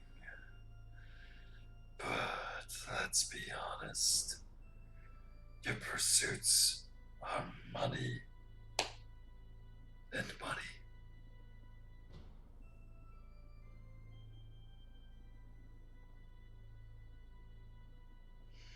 And then your personality tends to fragment and separate itself, forming new identities and personalities inside of your head every fucking time you get interested in something else. Nice to know that suspicion might be correct. But At least your goddamn addictions didn't end up forming two. The last thing we need on a young girl's mind is a drunkard or a glutton. You're not very nice, Gekiro. Shut up.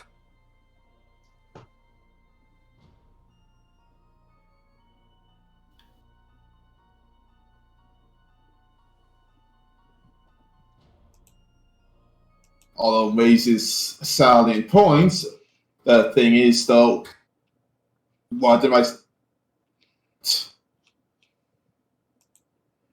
I can take guesses, but what would you rather I pursue than, like, money? The two of them turn to each other and look back at you and goes, Something that doesn't keep making real imaginary friends.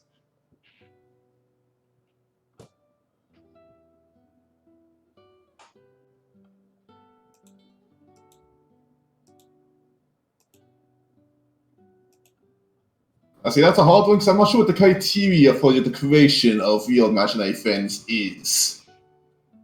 Well, as you call it, magic bullshit, plus an internally alone girl who spends too much time inside of her own head.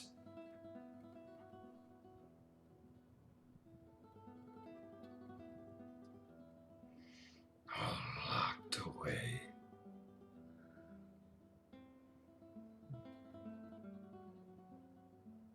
Great, the voices in my head are telling me I spend too much time on my own.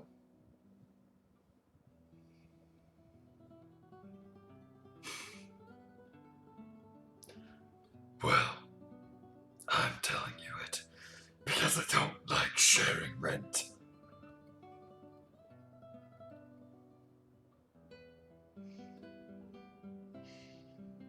Your house, or rather, your mind, was comfortable when it was just me that it's 4 of us, it's a little annoying. Just to clarify, because I will admit, from my own note keeping on who's sharing space in my head, is the 4th one a new one, or is it? When you picked up that stupid sword, it showed up. Oh, come on!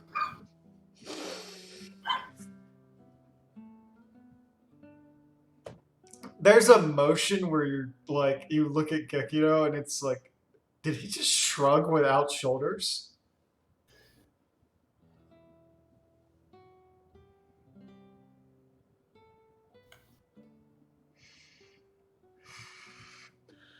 Well, regardless, it was nice being a part of you for a while. Yet you're not.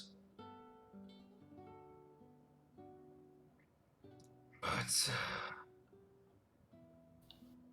it seems that you've outgrown me.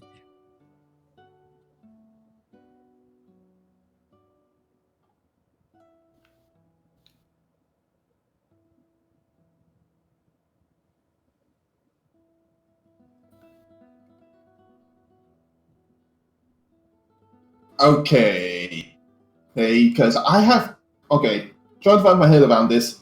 Are you saying goodbye because supposedly I've outgrown you? I'm pretty sure. Pretty sure what? You're cutting in and out, buddy. I was just trying to get words in order here. Mm-hmm. So according to you, I'm outgrowing my bloodlust or rage.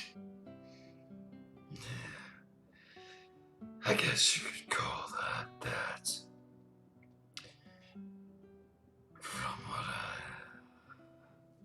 what after Aperneus, you got rid of the axe. You got rid of something. Something clicked. And the replacement showed up. So I've been fading out. And I think this is the last you'll hear from me.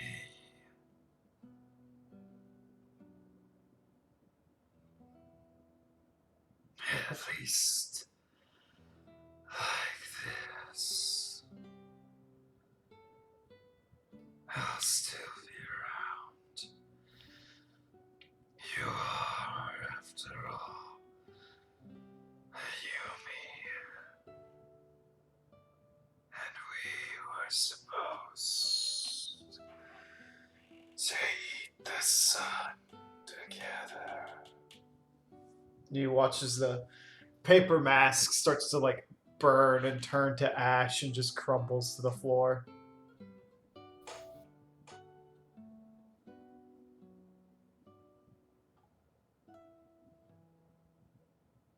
Damn it, I feel somewhat sorry for a manifestation of my anger and rage. Kind of like this wind from nowhere kind of picks the ashes up and slips it away. And as it drives it out the window, you hear on the edge of it and says, "I'll always be a part of you.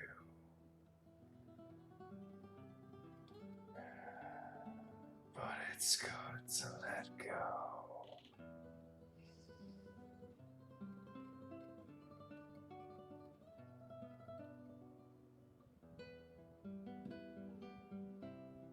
At that point, Fumi goes, "It was a grumpy putt, but I'll miss him."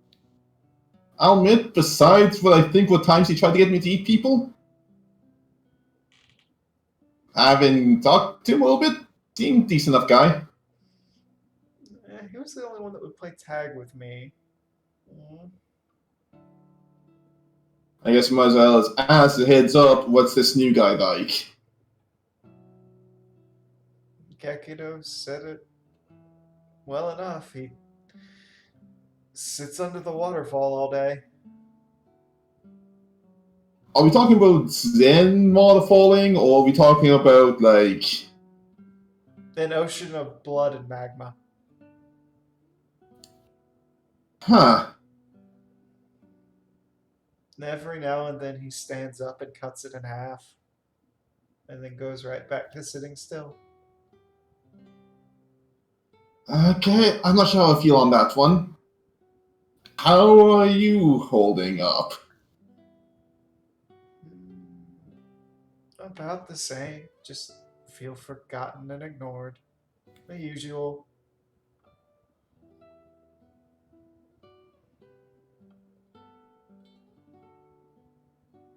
Grandpa's gotten sullen, so I don't know what else to say to him.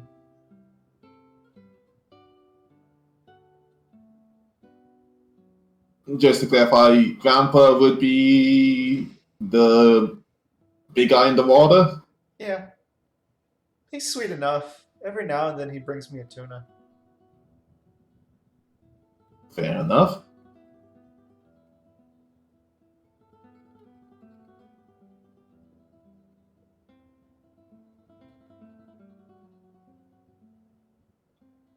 Oh dear Lord, I am becoming close friends with the voices in my head. She says, there is one other one, but he's always on the edge. Or she, I can't tell. And we can never get them to talk to us or say anything.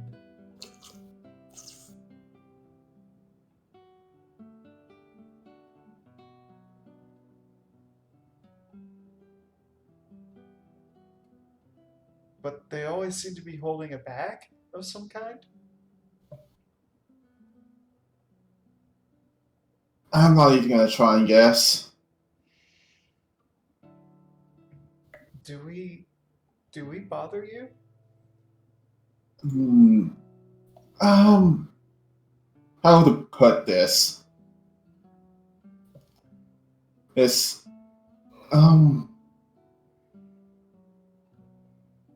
it is concerning to know that I create, something in my head whenever I take and switch my interest in any which way. At the same time, and there was some concerns on 1 or 2 episodes of trying to eat people. At the same time, you guys haven't gone out of the way to make yourself bothersome.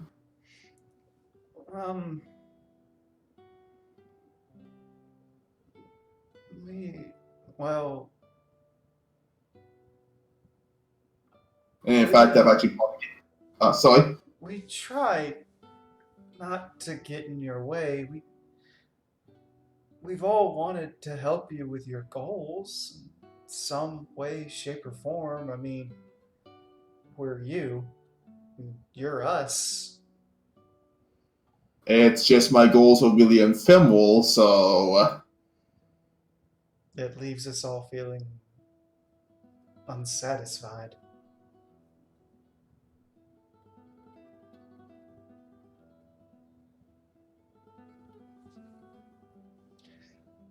I'm gonna go try and see if I can't get the new guy to pay his respects, at the least. Good night. Gekido just wanted to say goodbye. I'll admit, I am probably on some level going to miss him.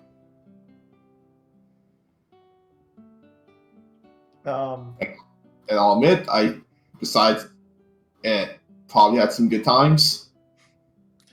She laughs, and the paper just kind of crumbles to the ground. Yedrin. Yes. Please remove all of your axe-based abilities and echoes related to that from your sheet. Okay, so that's. Let me see if I can hunt those. Which one the specific skills of those are? I know that's frenzy, feed the beast. Mm-hmm. Is that an extension of the warrior ones, or We'll say remove Reeve. okay? All right. With that, everyone has the rest of their evening go by without anything particularly interesting happening. You wake up the following morning, still on the open seas, and the world is just as it is. It's quiet. You hear a few seagulls and the sounds of people working, but otherwise, it's a normal ship.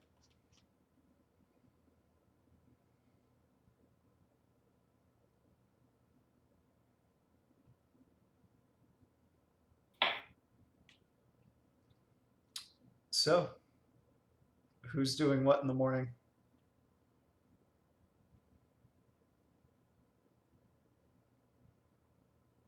After doing my usual commune, I'll go sunbathe because I'm a cat. Meow. Suddenly, she finds she enjoys being in the sun. Very enjoyable.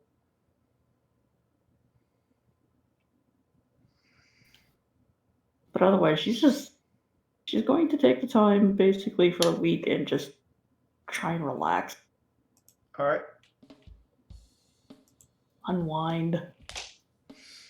Kato, Yes. what do you do when you wake up in the morning? Well, does his usual stargazing to. No. I'm going to gaze at the stars in the middle of the day. I mean, you he can gaze usually upon the wakes- one big one. He usually wakes up really early to do so. Okay. And then most of the rest of it, he is gonna. A lot of the time, he's gonna spend below deck because sun. Okay. Works.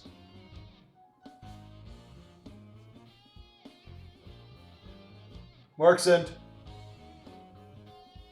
Sorry, I think I accidentally muted my mic. Okay. I was gonna say, you Like, told her. I probably never muted when I came. I probably never unmuted when I came back. That's Yeah. fine. What am I doing with my trip? You know, I'm probably gonna enjoy that. I'm probably gonna join Dak in the sun and get a tan. Okay. I'm gonna be an asshole to both of you. Sweet, we're gonna get sunburned. Roll Constitution saves. Wait, hold on. Wait, I'm part Forward to- lizard. I'm part lizard though. And Damn it. I was gonna say no. I was just gonna enjoy it for like an hour maybe. But sure.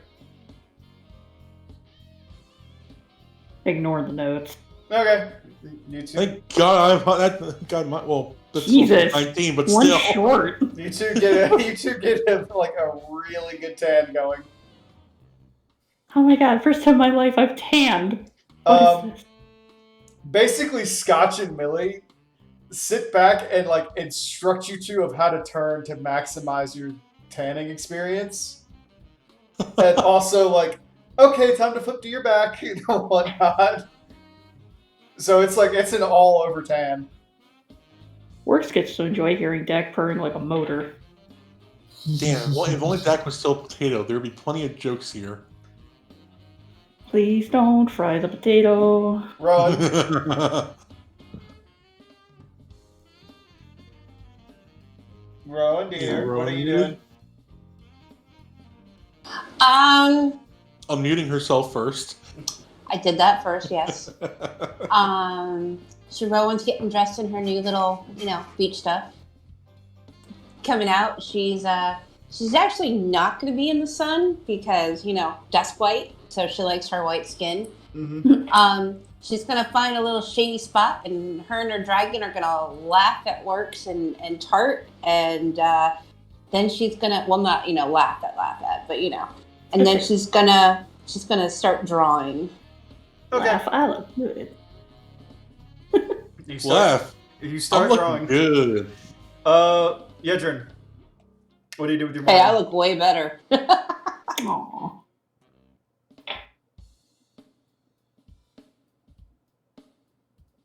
Yedrin. I'm thinking, because. God damn it, Orc.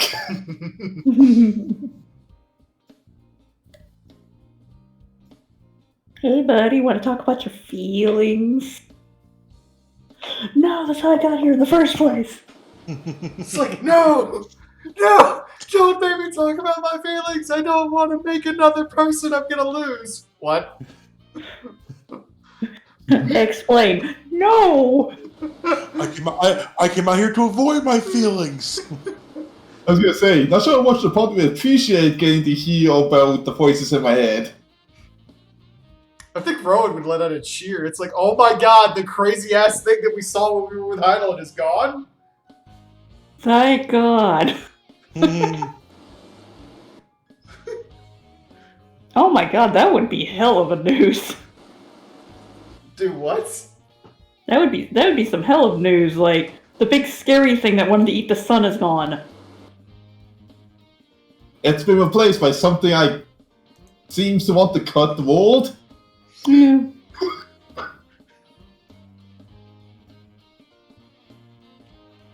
Okay. I'll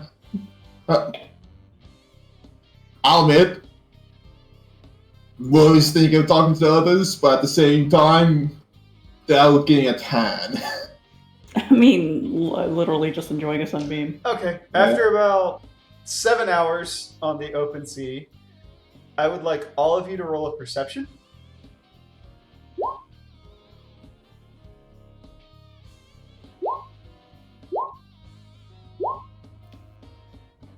Well, it probably sometime during the week, if that happened early enough, we'll probably end up talking to them because there's going to be nothing else to do on a boat. You suddenly feel the boat start to list to the side. And then it gets rather heavily listing to the side, and you start hearing the sailors go, "Something's breaching!" Oh gosh, what's happening? Oh god. Grab onto whatever she can. Please someone is not Leviathan again. And very slowly you look over the side and you see a fin larger than the ship kind of come up and just kind of peek over the top of the crow's nest. And then kind of slice. What did you say, Kato? Sen.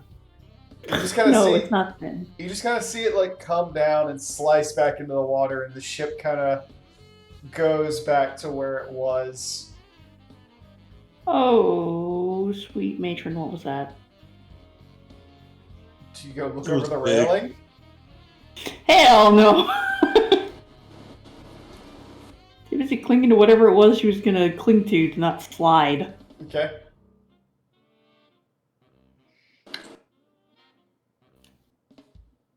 Oh Yeah, man. I mean, I'll take a peek over. Works. You look down and you can see there's a shadow in the water, Mm-hmm. and then you're like, "Oh, the water is the shadow." Oh, lovely. And you look down and you can see the shadow is getting smaller, and it's getting deeper.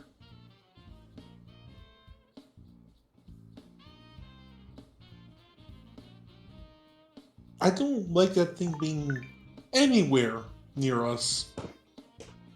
Because I don't know what it is. Rowan yells out, "Well, does anybody else know what it is, Mr.?" I was going to say something else, but I forgot. Uh, My expertise are not seafood. Well, you We're are in a a cat. boat surrounded by sailors. They gotta know something.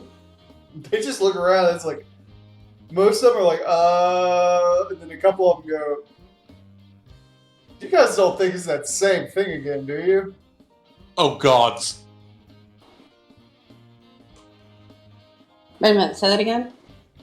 You don't think it's that same thing again, do you? What same thing? The thing that The giant- surfaced and almost destroyed all of us the last time you were on the boat with us? That giant Oh. Leviathan-looking thing? The thing that Yeah, ate they're- Leviathan? Yeah, Man, they're gonna stop bringing us on the boat. I know, right? At this point, like, the shadow is only the size of the boat. And then it just kind of vanishes. Let's be fair, I think I've been on a boat with you guys like 4 or 5 times, and only one of those times has had something go wrong. Yeah, we have. Once is enough. Yeah, but have we decent track record? I'd like you all to roll another perception.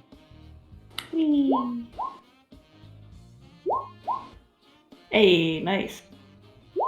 Where are these rolls with? Oh god. It just doesn't care enough. To be fair, I wanted everybody but Yedru to roll, so that works. Okay. That works. Damn, all these high rolls.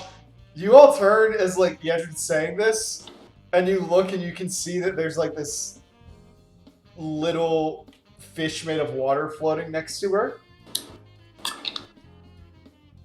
And it What's starts that? it starts to spread out, and you kind of see like you start to see the Hydra's face form, or the undead Hydra thing.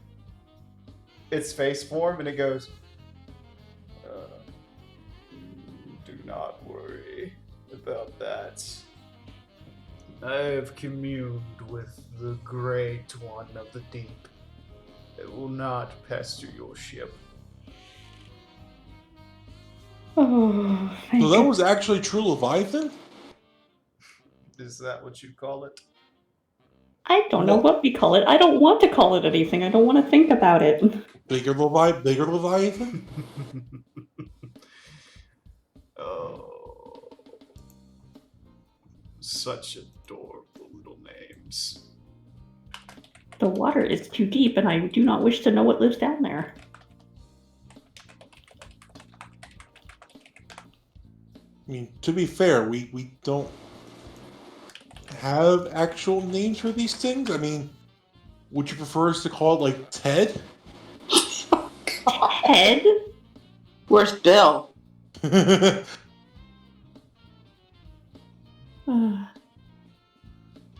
Oh, that's right. Time heist. You know you love me, Works. I know. I also saw the trailer. I also saw the trailer yesterday. And that's why I said, you know you love me. I'm sorry. I'm looking up how to fucking pronounce its name because it's Hindu. oh, wow.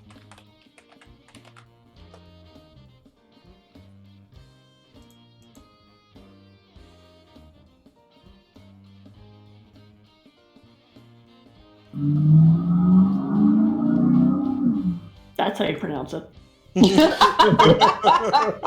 Oh, when that pause came up on the corner. It's okay. It's just always fun to comment on it. SCP 3000. Oh, Pretty but- decent timing. Ananta I hope it's Shesha. never too loud. It Nah. goes Ananta Sesha. I like Ted better. I could pronounce that. Ananta Tesha. Ananta Tesha. I could barely pronounce my own dragon's name. That's okay. I can't really pronounce Millie or Scotch's fey names, so. Rowan scratches her dragon. Said, like, Works just goes inside his head. It's like, man, am I glad you have a simple name. At that point, Bahamut goes, you, hang on.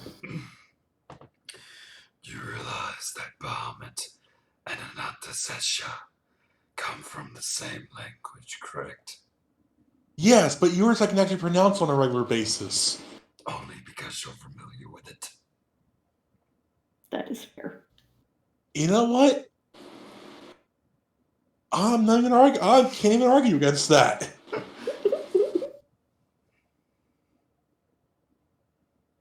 You don't want to argue with the voices in your head anyway, because then you're just really fucked up. I mean, par for the course.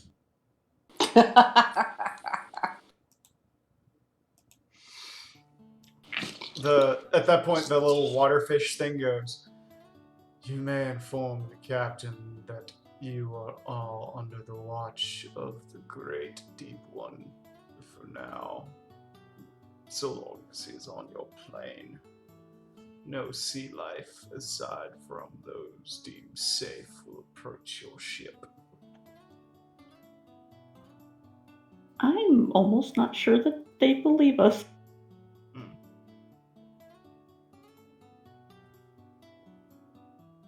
Yeah, I'm not even sure I believe us. No, I'm here looking at it.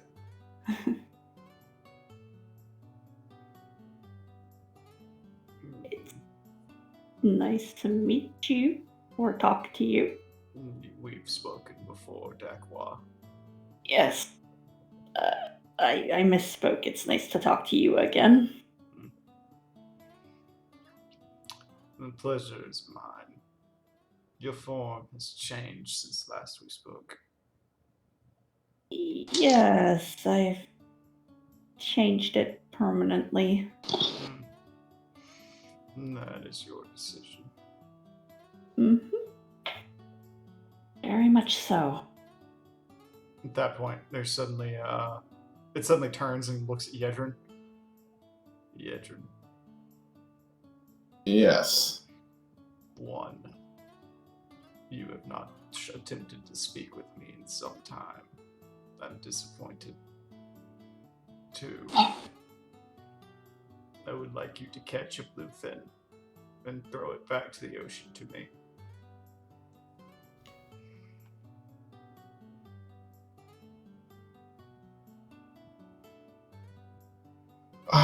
Okay, I'll try and remember to talk to you more often. I wasn't sure if you wanted to be approached for talk.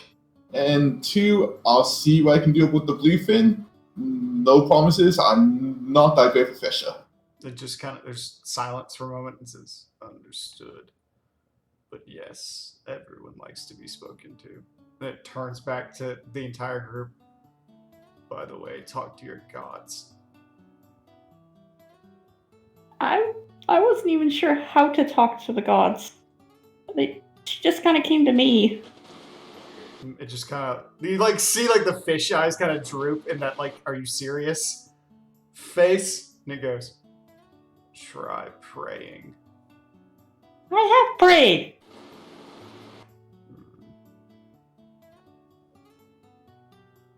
I pray almost every other night. Well, Rowan goes, "Hey, I tried to talk to my god last night, but I talked to his goddess instead," and points at Kato. We You just, talked to Naimia? What? the thing goes, "Maybe pray to them in a way that's not just asking for magic."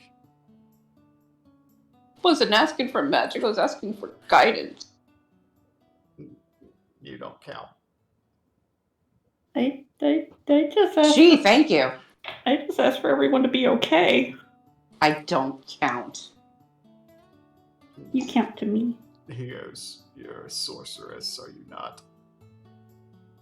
Yes. Your magic is innate. You don't have to pray to receive magic." Oh, okay. That, I guess that makes more sense. Hmm. But I still count. You count to me, Rowan. Thank you. You count, yes, in many senses. Though I do not count you among the drowned. No. I'm sorry, out of character. Did you say that he doesn't count me among the drowned? Yes. What does that? Ron looks at him like, what does that mean? Those who follow the path. Oh, what was that? Huh. I prefer the path that's bright and shiny and burns. This is why you were not drowned. Why Edrin is.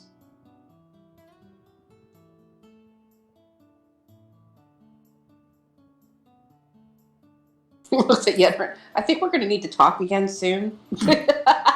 I mean, we have nothing else to do all week. That is fair. Well, He just the creature just kind of like blinks and goes, "It's not a religious thing. It just means a practitioner of aquatic combat." Well, I'll be sure to trade an off academy then.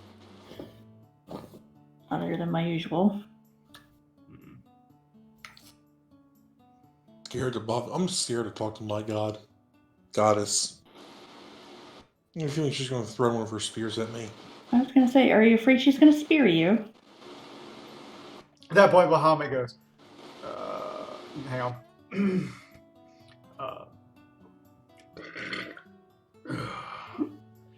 Yeah, Lone does that. Yeah. When was the last time you talked to her? Last year. God, like last year, Opernaeus? And made contact.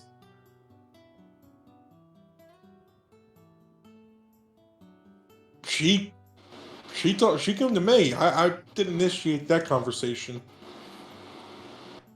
It was nice knowing you.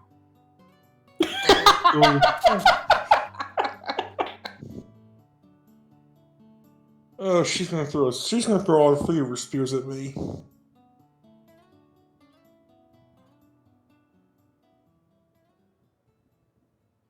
Alright, I'll try talking to her tonight.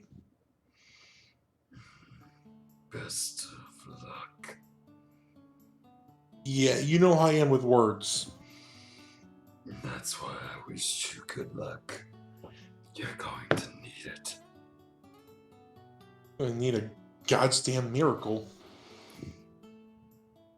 I wouldn't say that about a god.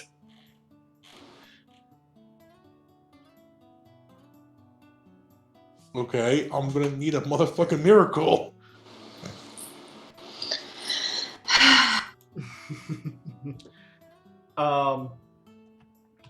After that conversation, the water just kind of dissipates, and you actually see it just rolls into Yedrin's skin. That's not disquieting at all.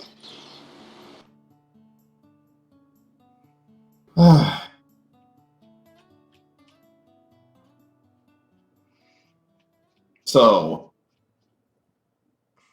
should we have to talk now or later?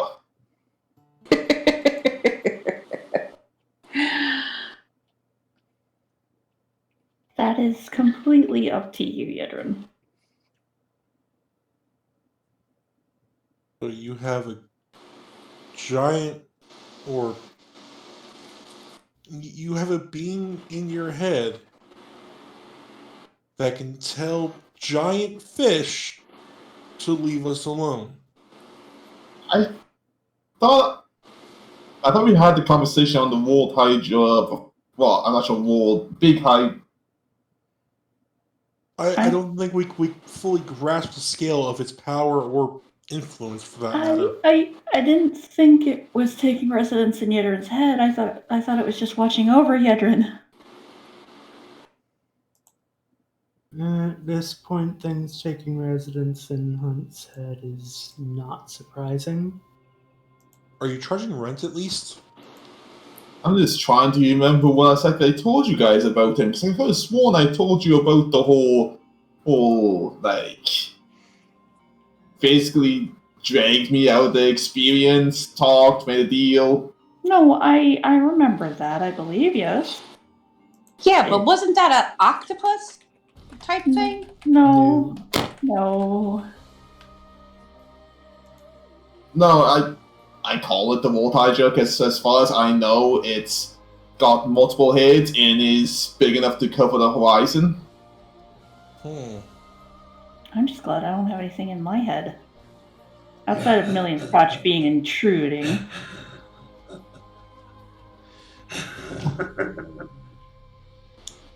I have enough issues. I don't need people in my head. You wanna borrow my head being for a few days? He gives good advice. No. No. I just imagine Okay. you're going. Brownies. Wait, who's doing that? Just like Dag is kidding. No.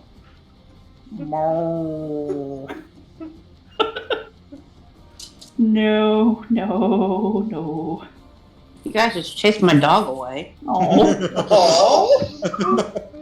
Like a dog just looking at me and like, okay, I'm out.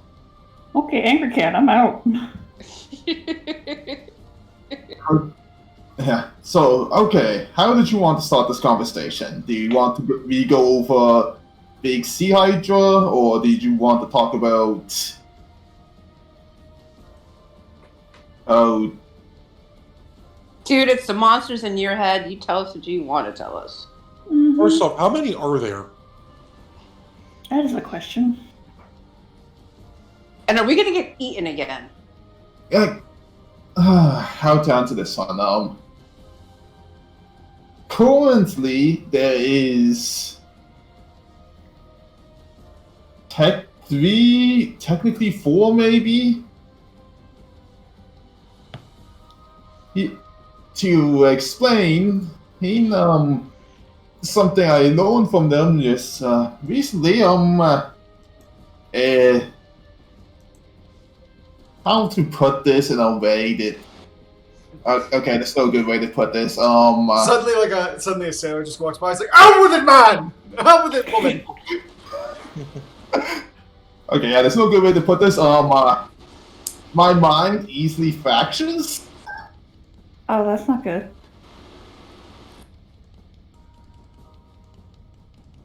And each fraction is another being. Um, Entity, voice. as far as I can tell, yes. Every time a fracture happens, something else appears. Causes fracture. Probably the shit we go through. Partially all the magical energy and stuff again, probably, and yes, partially, as far as I could read, something about me not having a strong personality. So you try something and a personality pops up based off of what you tried?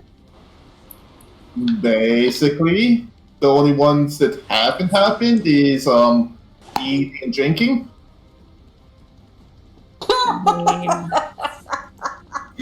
You would become the 7 deadly sins all in one brain. Oh dear, why? Okay. Do they come and go, or do they just continue to multiply, or They never hang out? absorb any?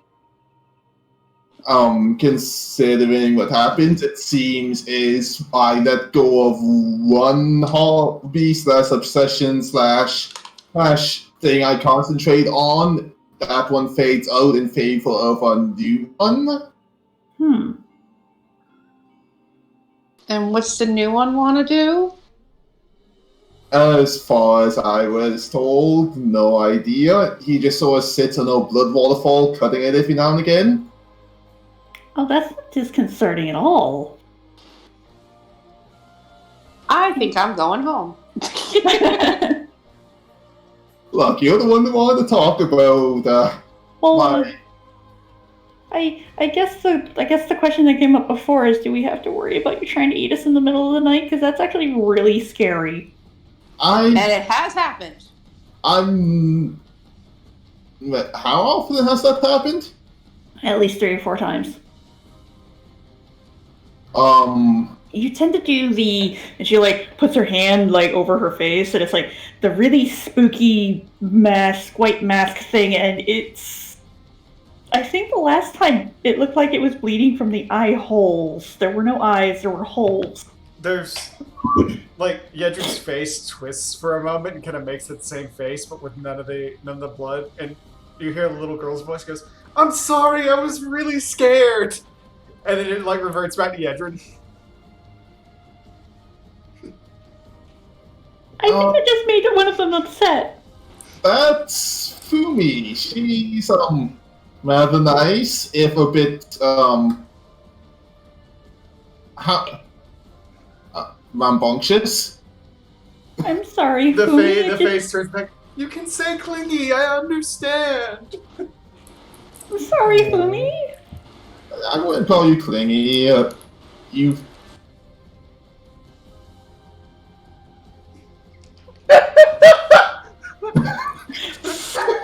It's just very surprising when you turn and you're suddenly there in front of my face and it's really white and I swear it glows in the dark. It's not that pale. That would probably be. Oh yeah. No. There's just not a response. But yeah, that's one of the current ones. That's Fumi. She really likes Tag. Oh, now I feel probably bad. There's a pause and like inside Yedrin's head she goes, do you want me to just introduce myself? If you want. Like the face like twists a little. She goes, "I'm Fumi. I'm a direct manifestation of Yedrin's loneliness and feelings of never being seen. I like playing tag because it makes people chase me. And otherwise it makes...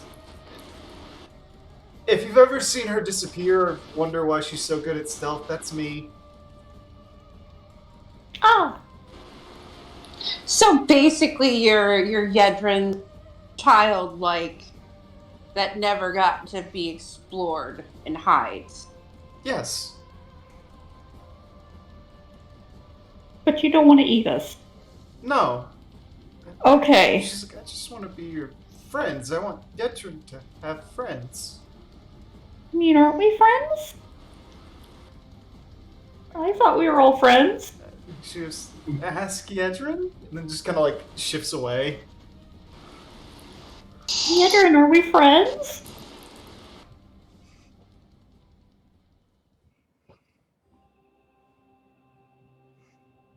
I don't like that silence. I'm trying to think how to tactfully put this. It's sort of yes, sort of you gotta admit, although we all get along somewhat, we as a group don't interact with each other much. How often do we just sit down together and actually like have tea or something? Dax's ears kind of like droop down. It's just like... Rowan just Go ahead, Rowan. Rowan just looks over at work and is like, "Hey, if I interact with this team anymore, there's gonna be some problems." I just imagine Yedrin going like, "We're coworkers." Oh. I know him from work. I mean, he's not the only one that's been distant from you guys. Or she's not the only one that's been distant. I'll admit some of that. I admit of Dracono. that's on the fact I'm never around much. I mean, You sleep in an underwater cave now. Yeah, Rowan has a point. We kind of can't get down there.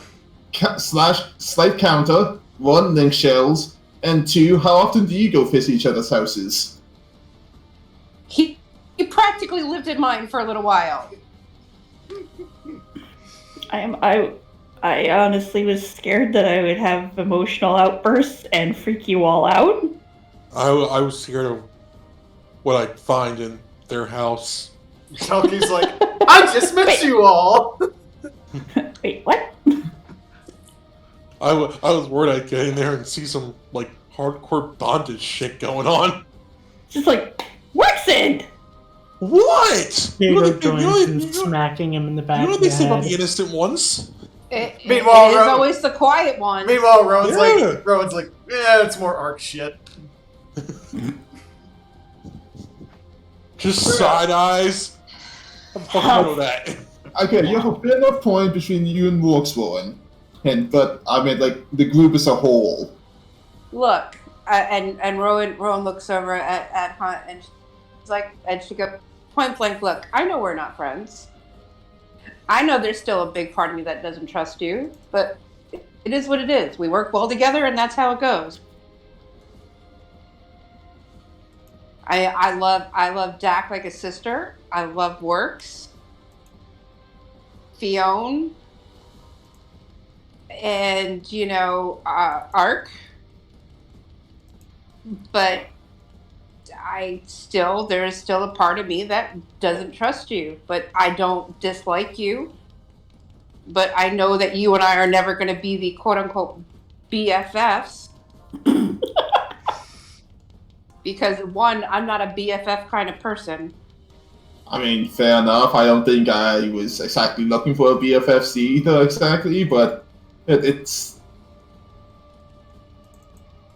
I mean, BFF. Like, I'm the only like. I'm the only strike guy here. Like, I have no one to really like. And it's, part of my phrasing here. I don't really have anyone to bro out with. Like, I mean, I just imagine it. I just imagine like a long pause now, and like God was like, "Aw." Like, Kato's just like, well, excuse the fuck out of me. No, I'm not saying that. God, I'm not using that against you in a bad way. It's like, I don't really have anyone that has a lot of the same interests that I do. Okay, here's a question. What are your interests? I mean, Don't say Spears. I was gonna say Spears. I mean, music for one. I mean, I was a half-decent musician. I like history. I mean, that's. I mean, yeah, I'm gonna admit, I like, fighting, like wrestling, bare knuckle boxing, that kind of stuff, and I don't really feel like I have a lot of the certain interests of the group. I mean, history. History is interesting, and there's a lot you can learn from it. But I think mine's more of I guess like historical figures, wars, that stuff.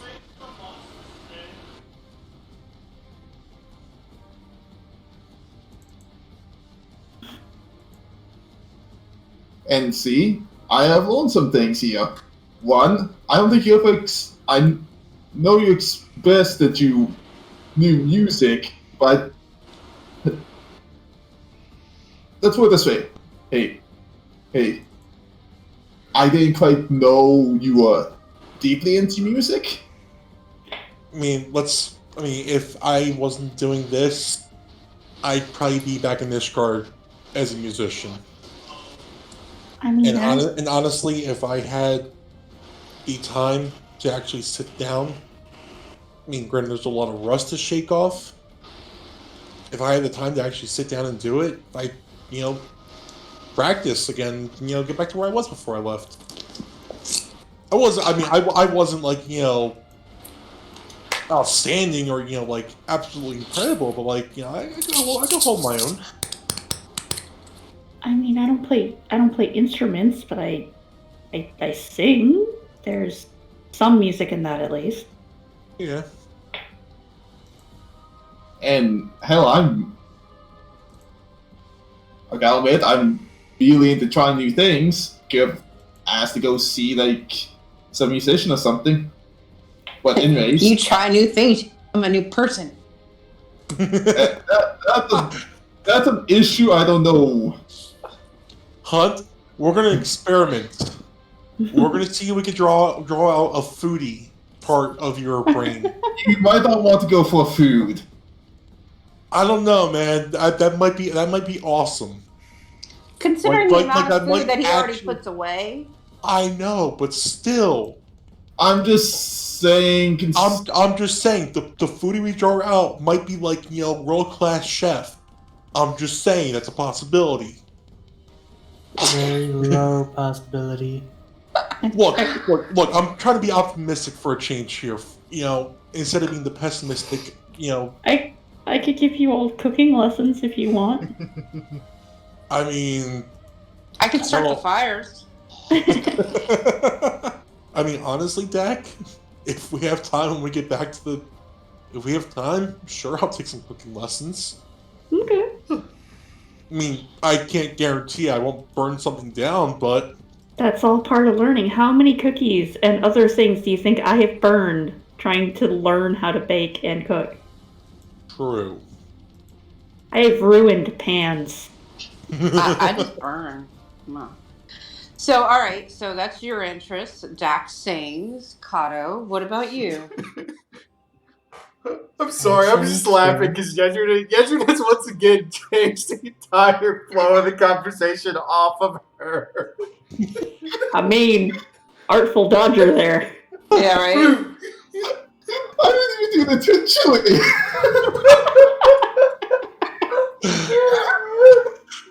Oh my god, Hunt's gonna turn to Loki at a point. Watch. Anyways, continue. Yeah, Kato. What are your hobbies and interests besides the stars? Stars. I sing too.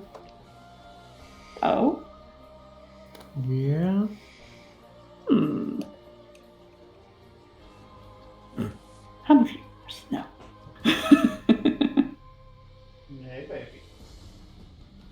Hmm. So, I mean, since we have 3 musicians here, this question is, what kind of music do you guys like? Tend to improvise. Okay, I mean, like any particular style? No, not really. It's honestly, it honestly was something to try and distract me from all the things going on around me. Yeah, that I can relate to. I mean, when I was younger, I couldn't dim emotions at all. I could only try and drown them out. Mm. The one thing I So- remember is playing, and was the only time my mind ever went completely not blank, but it was so focused on that one thing that it was just perfectly calm.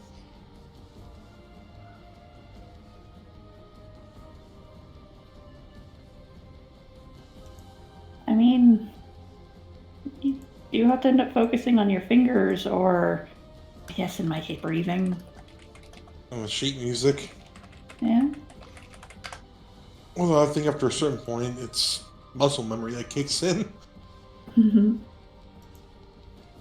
I was gonna sing something at the popularity contest, and I'm actually a little sad that didn't happen. No, maybe you can put on a performance for us and the crew later. Later. Yeah, Definitely later. Alright, so Yedrin has a personality for each of their interests. Dak likes to sing, Kato likes to sing. Looks over at Rowan. Now it's your turn. Because even I can't answer the question, what are your hobbies? You know one of my hobbies. Well, Besides yeah, bacon. I know that hobby. Besides bacon and burning things. Oh. Are you alright, Workson? Max I work. want to say it, but I don't at the same time. Aw, you're learning. You do realize there's a thing as angry, just friend sex, and if you say anything, I will beat you, and that will never happen. He just works this the whole zip his lips thing. Jack just starts blushing and laughing. Rowan draws. Oh, She likes to make things and draw. that's nice. I like to sew. It helps with patience and control.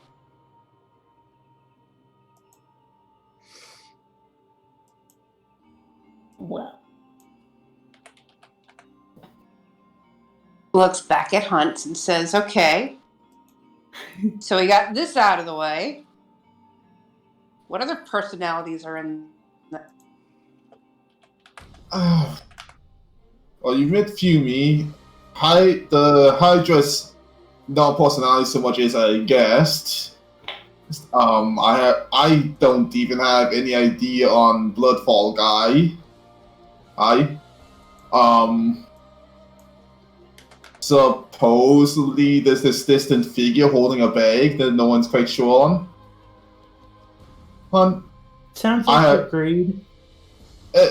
Maybe. You can't. He's not sure how much he exists anymore since that thing holding him one of the things holding him together. I switched off of, but I do sort of make a keto. what was he representing? A lot of primal rage, a lot of bloodlust. May or may not have been the source of some of the Gonna Eat You episodes. Aha! So you've kind of dealt with your rage a bit? Your bloodlust? No. Well, that's comforting. Worrying. As long as you can keep yourself under control, it's great. I That's say why- as if I don't lose control and just admit.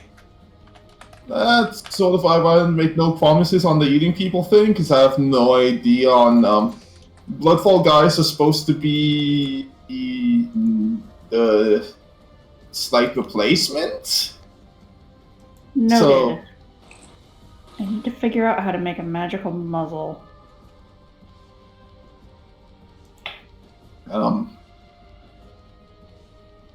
Honestly, that's the only ones they are probably close enough to the surface to know about.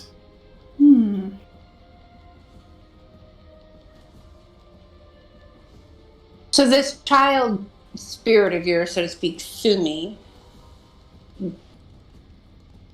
when you were little, did you even have a childhood? I'm remembering correctly, most of her childhood was spent running from ninjas. Or was that slavery? Running from something.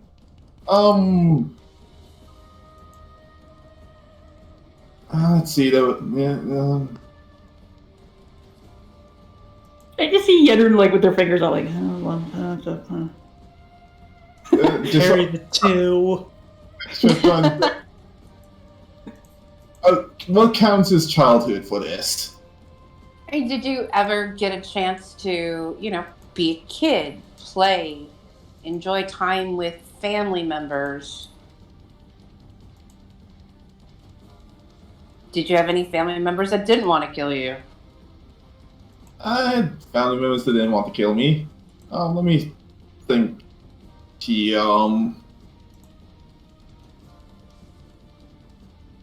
I mean, I've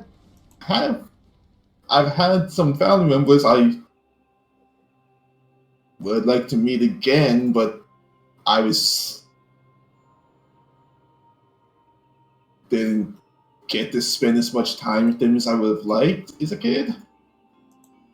Between the whole possible slavery thing, then the escaping thing, then the second escaping thing, and then I haven't really seen them in person since then. Do you have any good childhood memories?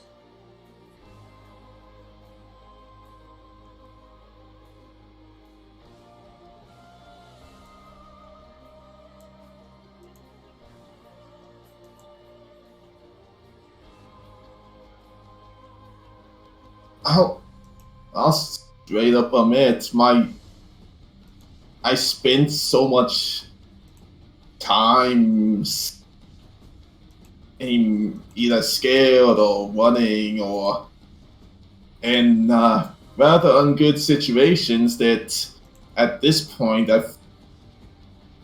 I can't even remember most of my childhood anymore. Oh.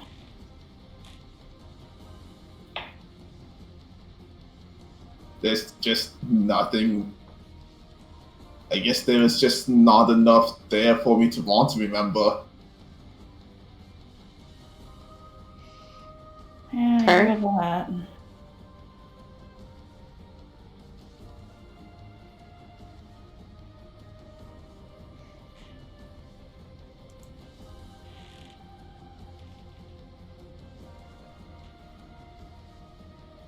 Well, childhood suck. Yeah.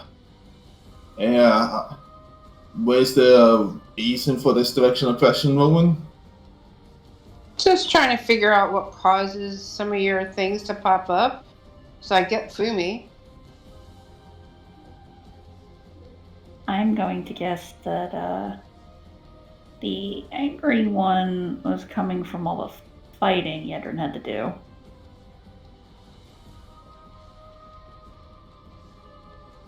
I think there's partially a deeper connection there to some of my birth, but possibly. Yeah, I'll admit straight up, I get a bit caught up in fights. Yeah, you do. Which is both good and bad. It makes you unpredictable.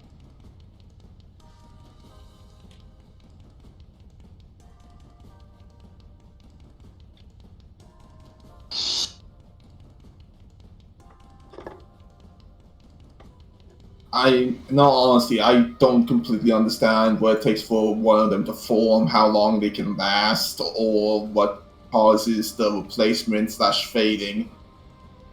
As far as I was told, I never managed to get a drunk or glutton personality yet.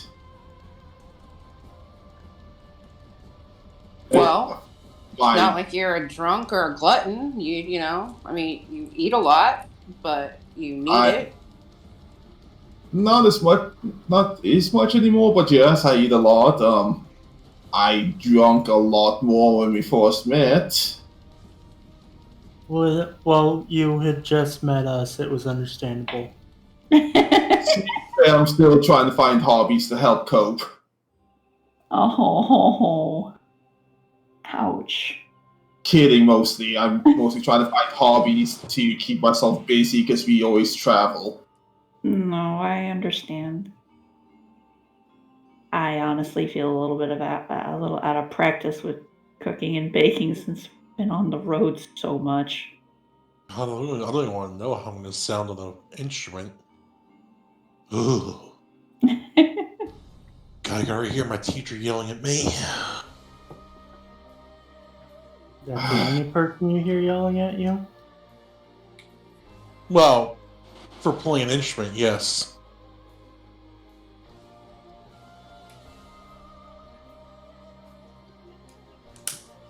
I will admit, I'm bad at leading conversations, so if you're going down the whole get to know each other better thing, is there anything else before I lose my nerve, so to speak? I don't know. I think you've been rather brave.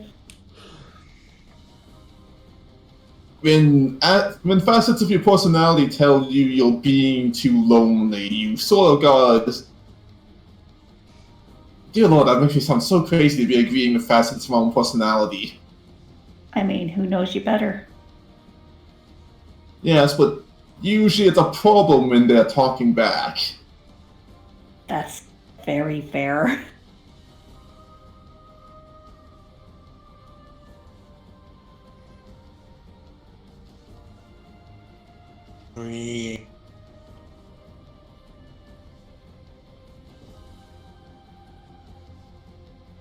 I mean, at this point, What did I'll- you say? What else do we want to ask Hunt?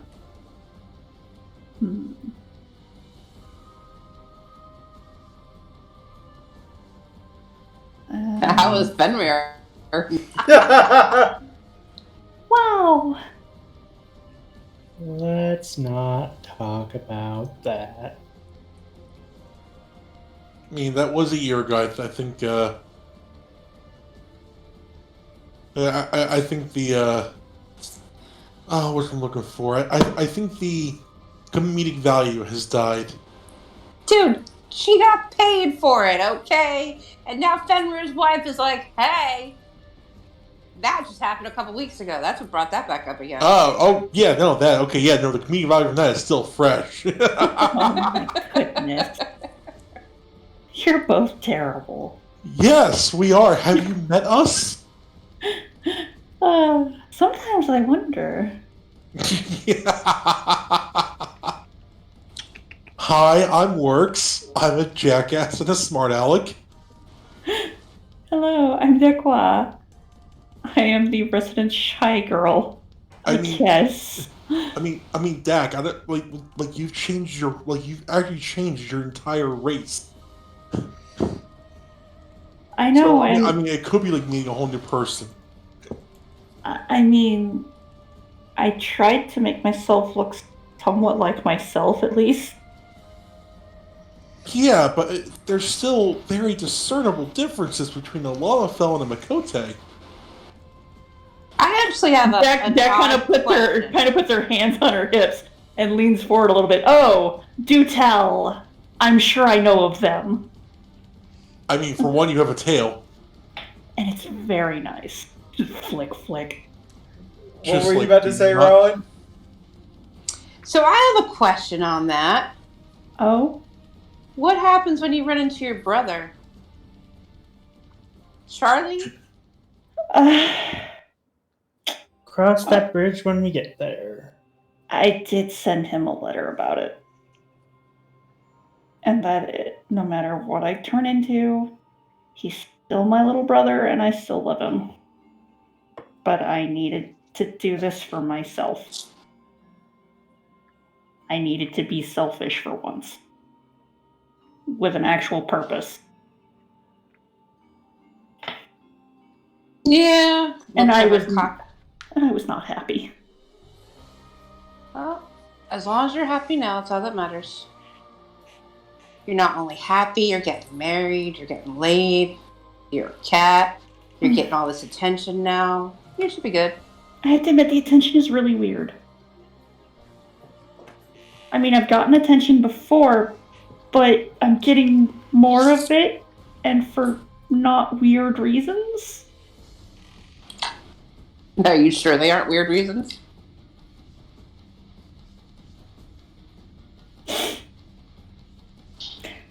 Well, before some people would ask questions about their taste.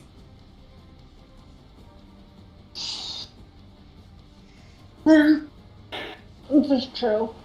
But now I think some of them just want to yank on my tail in varying fashions.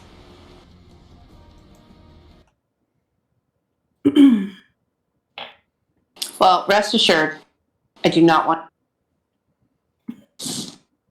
Are you sure you don't even want to touch it? Just like foof, foof, foof, foof. It's very fluffy. Do you want me to touch your tail? It is actually really soft. Okay, fine. I will touch your tail.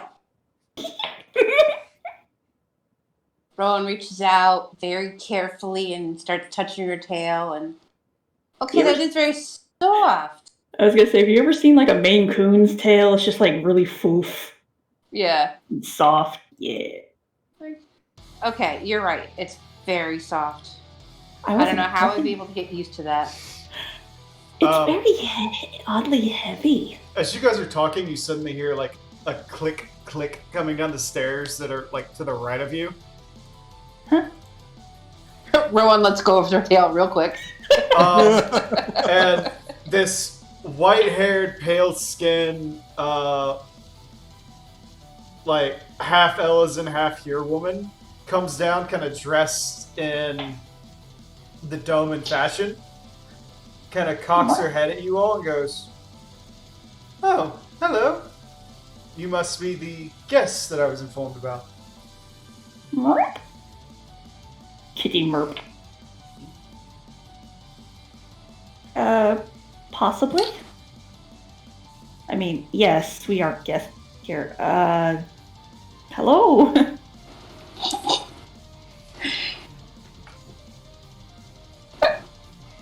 She caught me off guard, okay?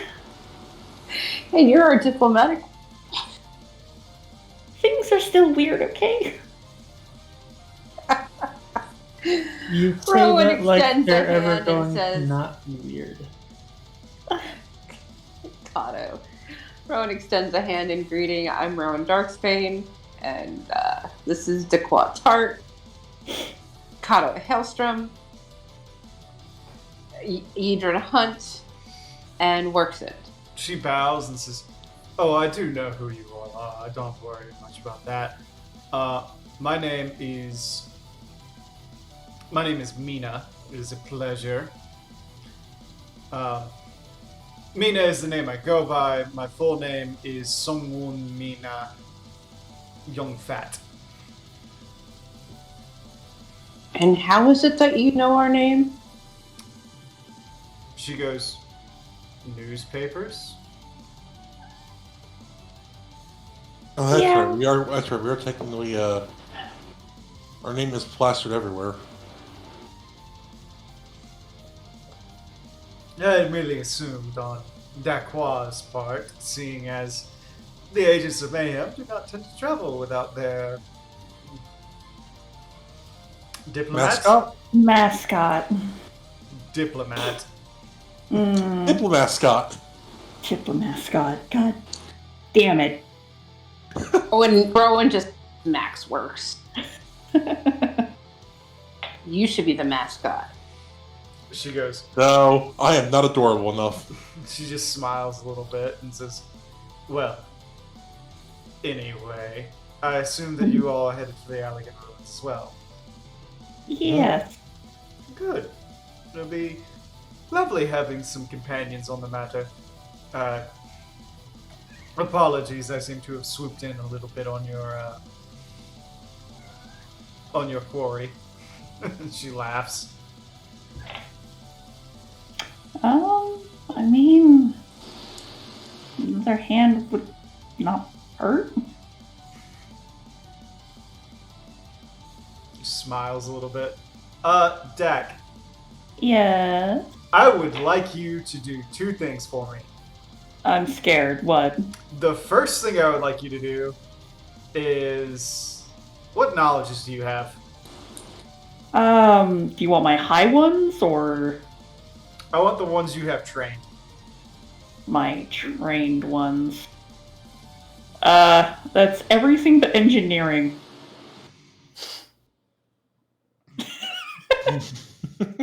My highest ones are nature, planes, and religion.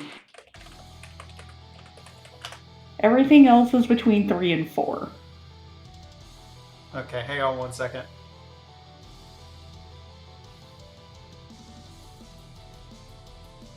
Okay, Dak, Mm-hmm. I want you to roll me a knowledge local, and I will No. give you a +5 circumstance on this. Oh, okay.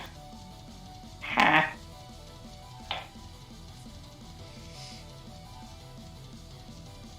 Okay.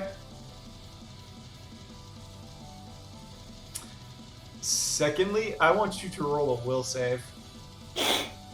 Oh shit, she that pretty? Okay, I'm gonna pull Dak aside for a second. I'm scared! Help!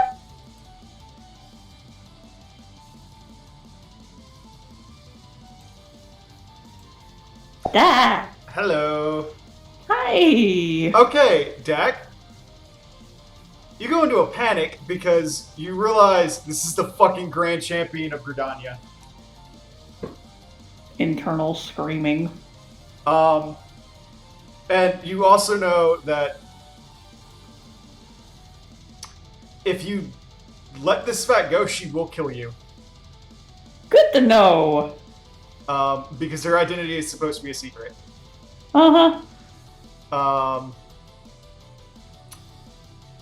For lack of a better word, from your knowledge of basically being a Death Adder and what they do and that comes along with that, you know that her skill level is such that it would take her maybe 3 rounds to kill the entire party.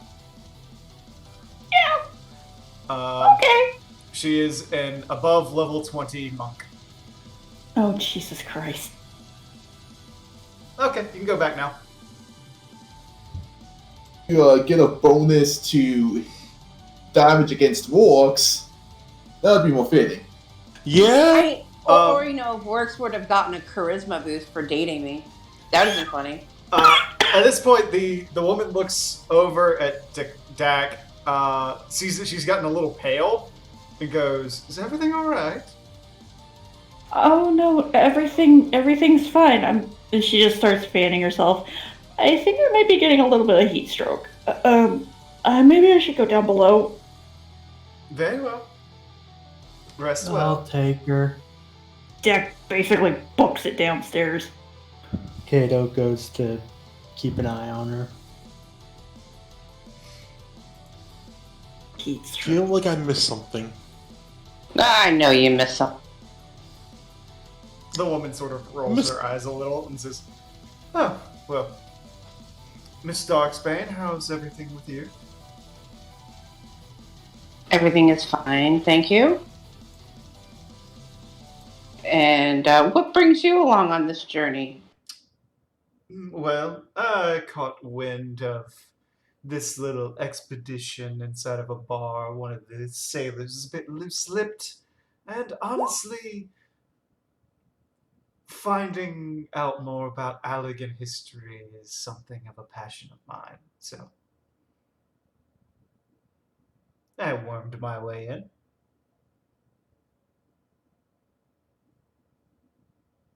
It's understandable. Rowan, after she says her piece and everything, and you try to like get a beat on her, you realize you would have an easier time, like discerning if Fion was lying to you or not.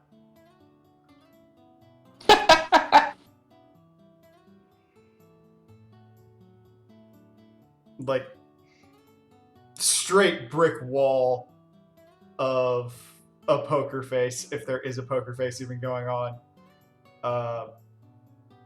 You can not trust her, but there's not anything that she said that you can go, she's lying to me. Mm-hmm.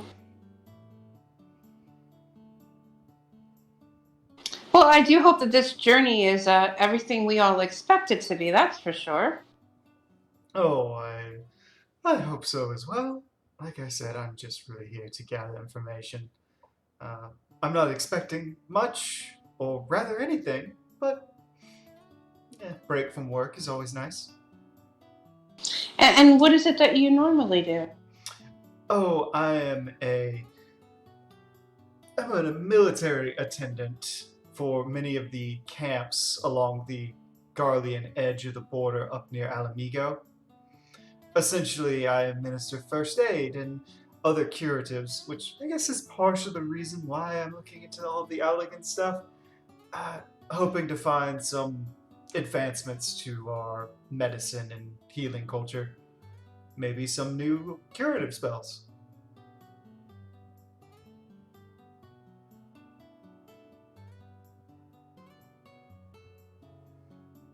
But I take Tyrone it, just doesn't trust her. or anything that will help in the war. And whose side are you on? Everybody's.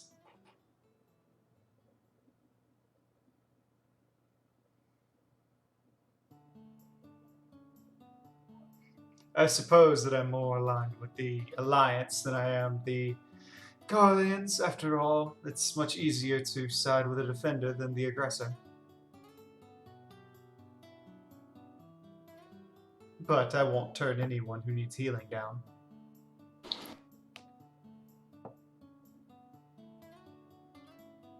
So, if you're working with the Alamegans, I mean, you pretty much had that Doman looked down pretty well. What brings you all the way there? Oh, I bought this in Opernaeus. I thought it was adorable.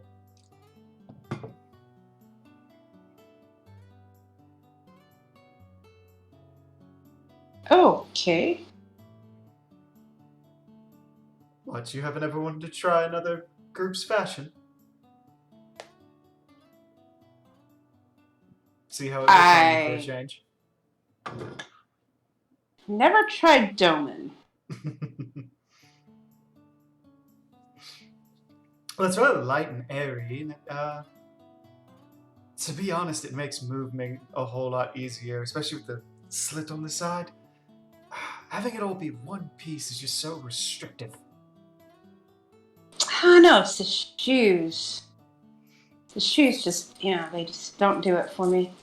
It's just they don't really do it for me either, but they do complete the outfit.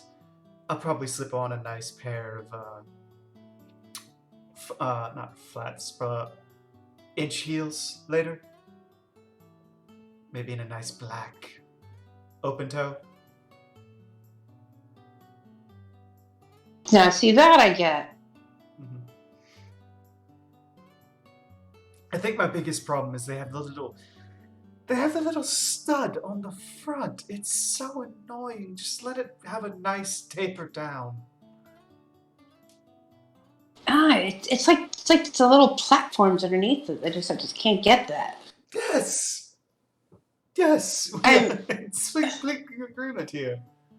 I mean, I get the heel. You got that space in the heel, and you get used to it. But you got like two little platforms under there, and you have more of a chance to trip because you're used to the one, but now you got two. Mm-hmm. I will admit there's one very nice thing about it. And that is? When someone gets handsy, I hit them with two heels instead of one. No, I don't have to worry about that. She just laughs. Someone gets handsy with me, they get burned.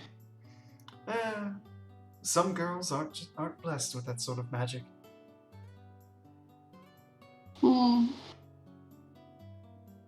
Blessing and a curse. Mm-hmm. Anyway, So, yes. What did you do to our deck? I don't think I did anything to her. She said she was having heat stroke. I don't know what's wrong with her.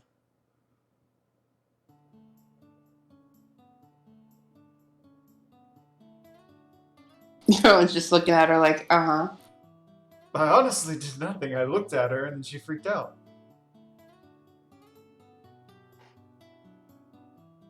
Okay. She seemed fine just a few minutes ago. That's why I was asking. Honestly, I have no idea. Maybe you ask her. I will. As a note, they are making something downstairs for lunch. Not sure that I trust it, but I figured I would inform you all. It looks like some sort of pork stew.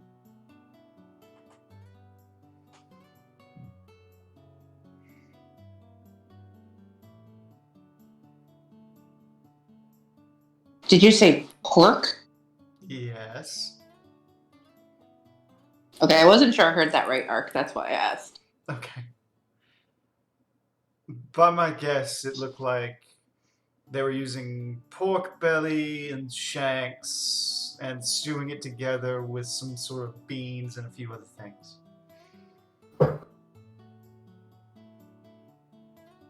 Interesting.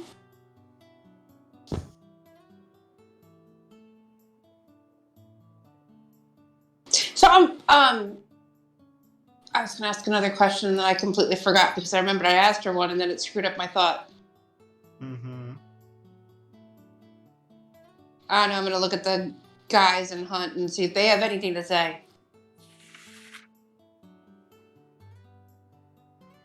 You can tell Works is like, I want to ask her something at the same time. I'm gonna get smacked from two different directions for it.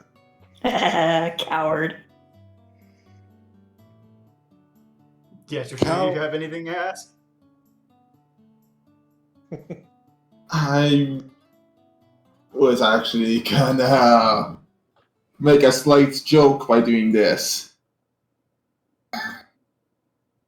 Nice. What did you do? No. You're not even looking away. Fuck this shit, I'm out. Mm. You start to like stealth away, and she just puts her hands behind her back. You don't see me.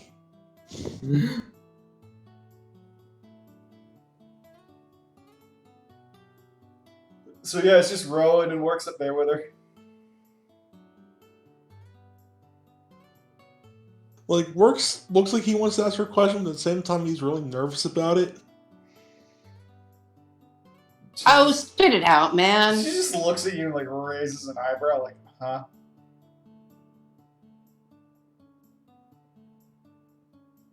I'm gonna go get something to eat. Okay, that just leaves Rowan up there with her. At that point, she just like kicks Rowan- the fan and just like cools herself off. Rowan grabs Works' tail before he could leave. Quick, pop it off, run! Oh yeah, no, because that would be totally the freakiest thing that she probably ever saw.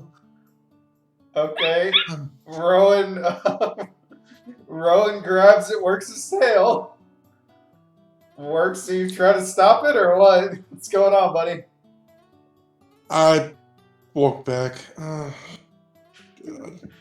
Sometimes this tail is. I swear this tail is gonna be death to me one day. Oh my god. Rowan hooks her arm in Works' elbow and bows, forgot her name already, and says, enjoy your trip. I'm sure we'll talk again. I'm gonna just head over this way for a little bit. Okay. Mina's like, okay. Oh, it was Mina, that's right. Okay. Song Wu Mina Young Fat. Yeah, that was where I got lost. So Rowan pulls Works away. Okay. And okay. Okay, two things. One, what were you gonna ask her? Look, she was cute. I was gonna ask her to, after this excursion was done, to have dinner with me. Death by Snoo Snoo. Okay. You. I'm Too also fast. fully, Too fast. I'm also fully aware of my utter lack of charms, and it wasn't the right time in front of you. Aww.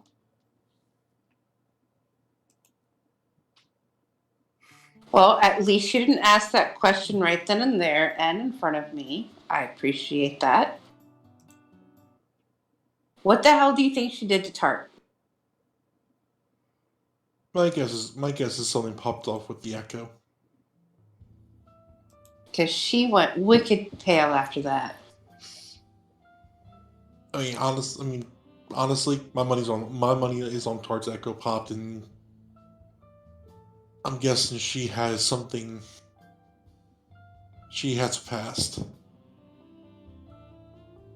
All right. Well, we can Mm. always talk to her about it later if she feels like talking about it. I Oh. don't think you can get anything out of her. Her as in Tart. I think Tart will share. No, I mean her as in the other girl, Mina. I wasn't gonna ask Mean. I was gonna ask Tart. Oh, okay. I don't know why, but I'm not 100% trusty of this person. Something's a little off with her. It's just, I don't know. It just seems weird. I mean, I could be barking up the completely wrong tree, and she could be a very nice person, but I just don't like her.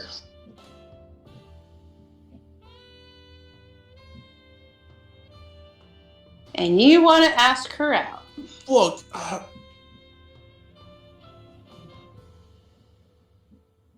He misses chance with Amazon Ara. I don't think. I have my reason. I don't think it's the right time to talk about them.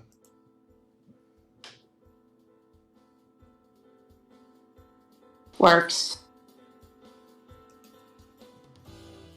Look, the past few days I've been. I don't know. I've been in a really bad place mentally. Just a lot of things went bad at the same time, and I don't know. Just yeah, I'm gonna come out and say I really wish we didn't break up, but at the same time, I understand why we did. Yeah, we haven't talked about this at all. No. And I know I am not the easiest person to talk to. And I tend to avoid at times. A lot of times. Yes, because I do recall, we get back to the homestead and you're off in the woods scaring people. That wasn't me. Uh-huh. But okay, well, it wasn't fully me.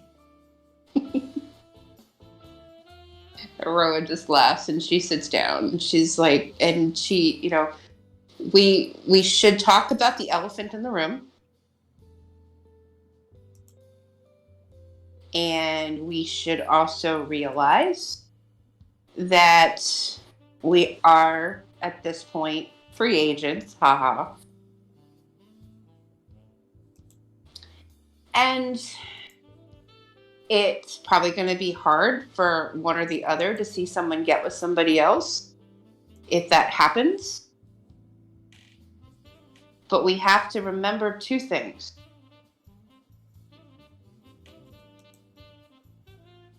I will always have your back.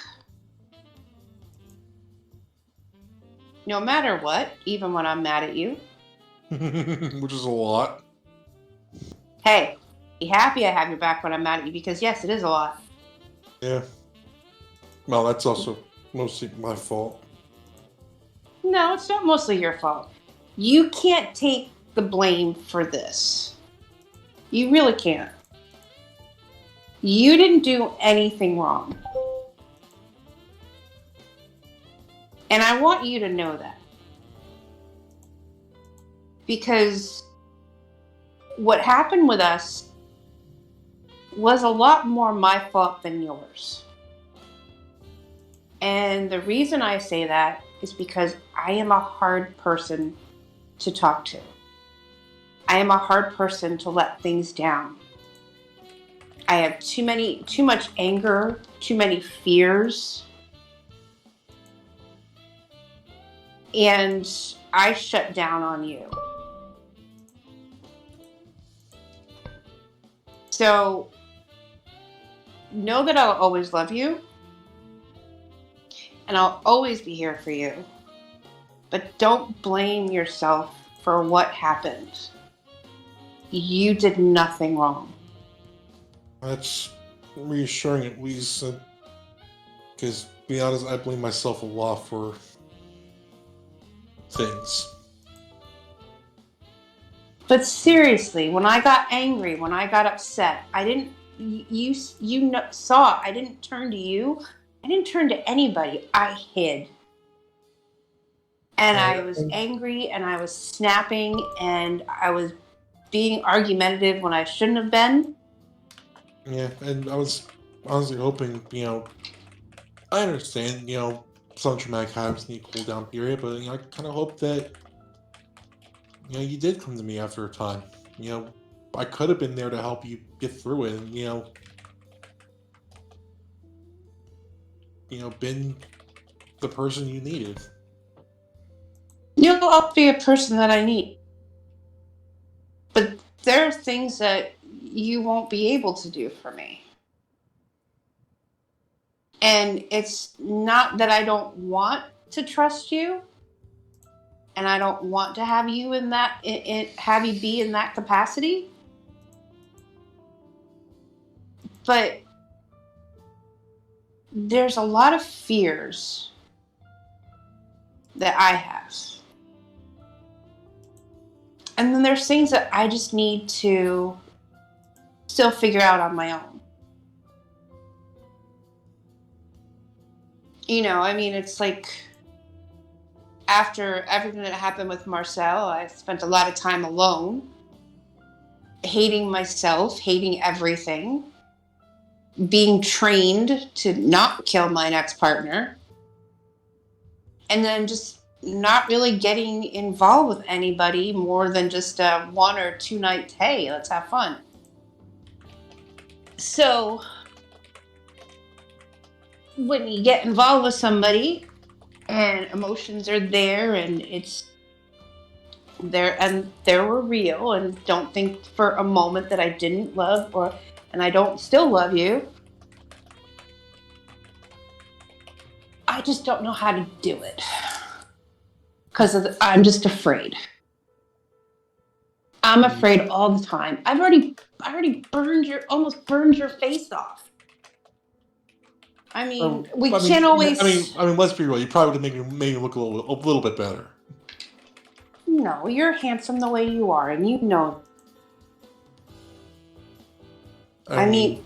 Obviously, since I was with you, I found you attractive, and I still do. My own insecurities got the best of me too. Honestly, I felt like I wasn't good enough sometimes. I know. In any sense of the word. And I know I'm not the most charming person in the world. I know I'm not the easiest to get along with. I know my mouth gets me in trouble way more than it should. Hey, now that mouth has got some good qualities.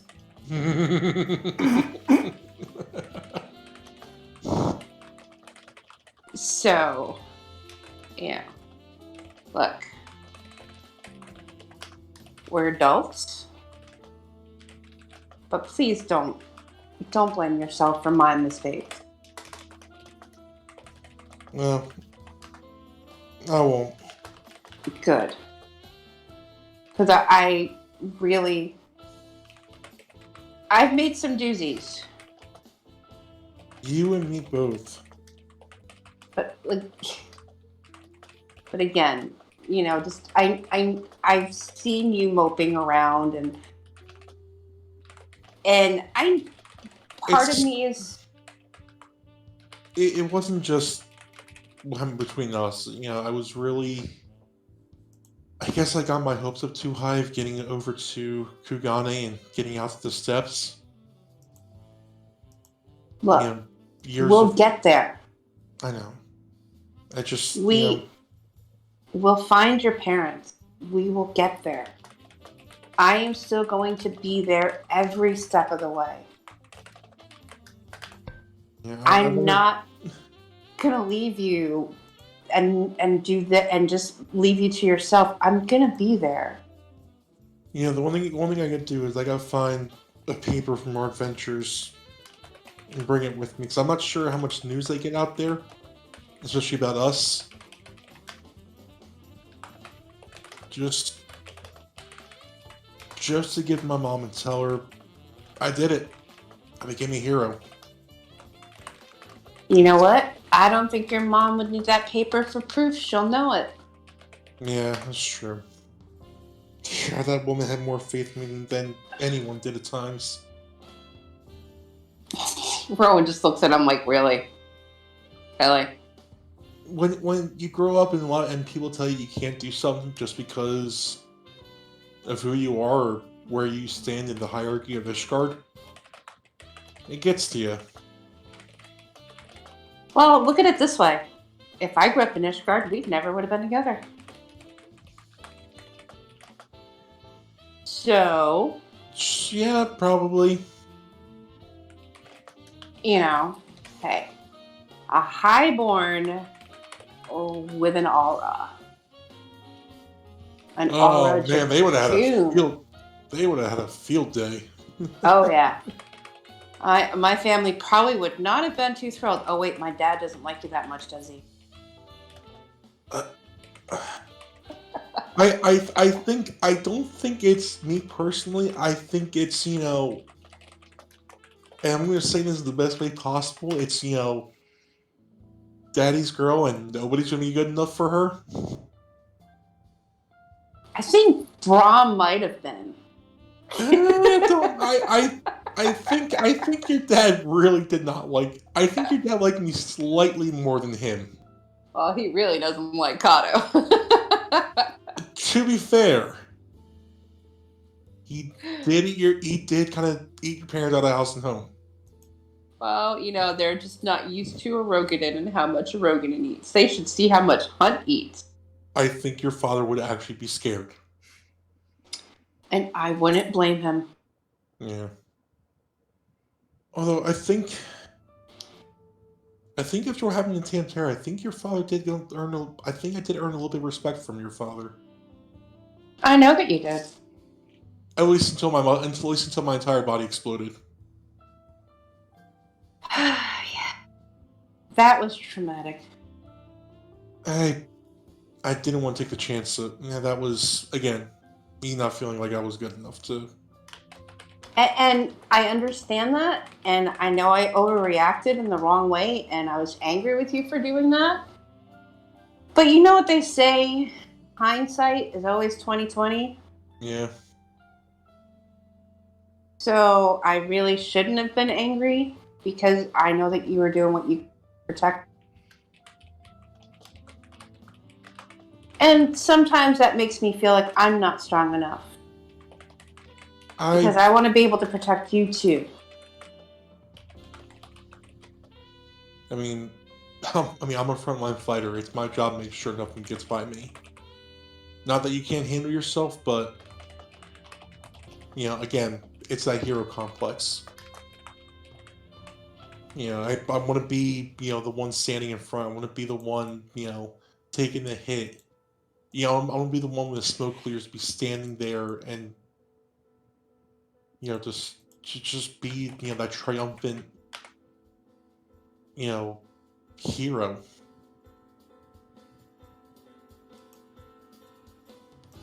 Don't you remember all people calling your name, chanting your nickname? Yeah. You are people's heroes already. You've been my hero for a long time. I just never told you because I should have.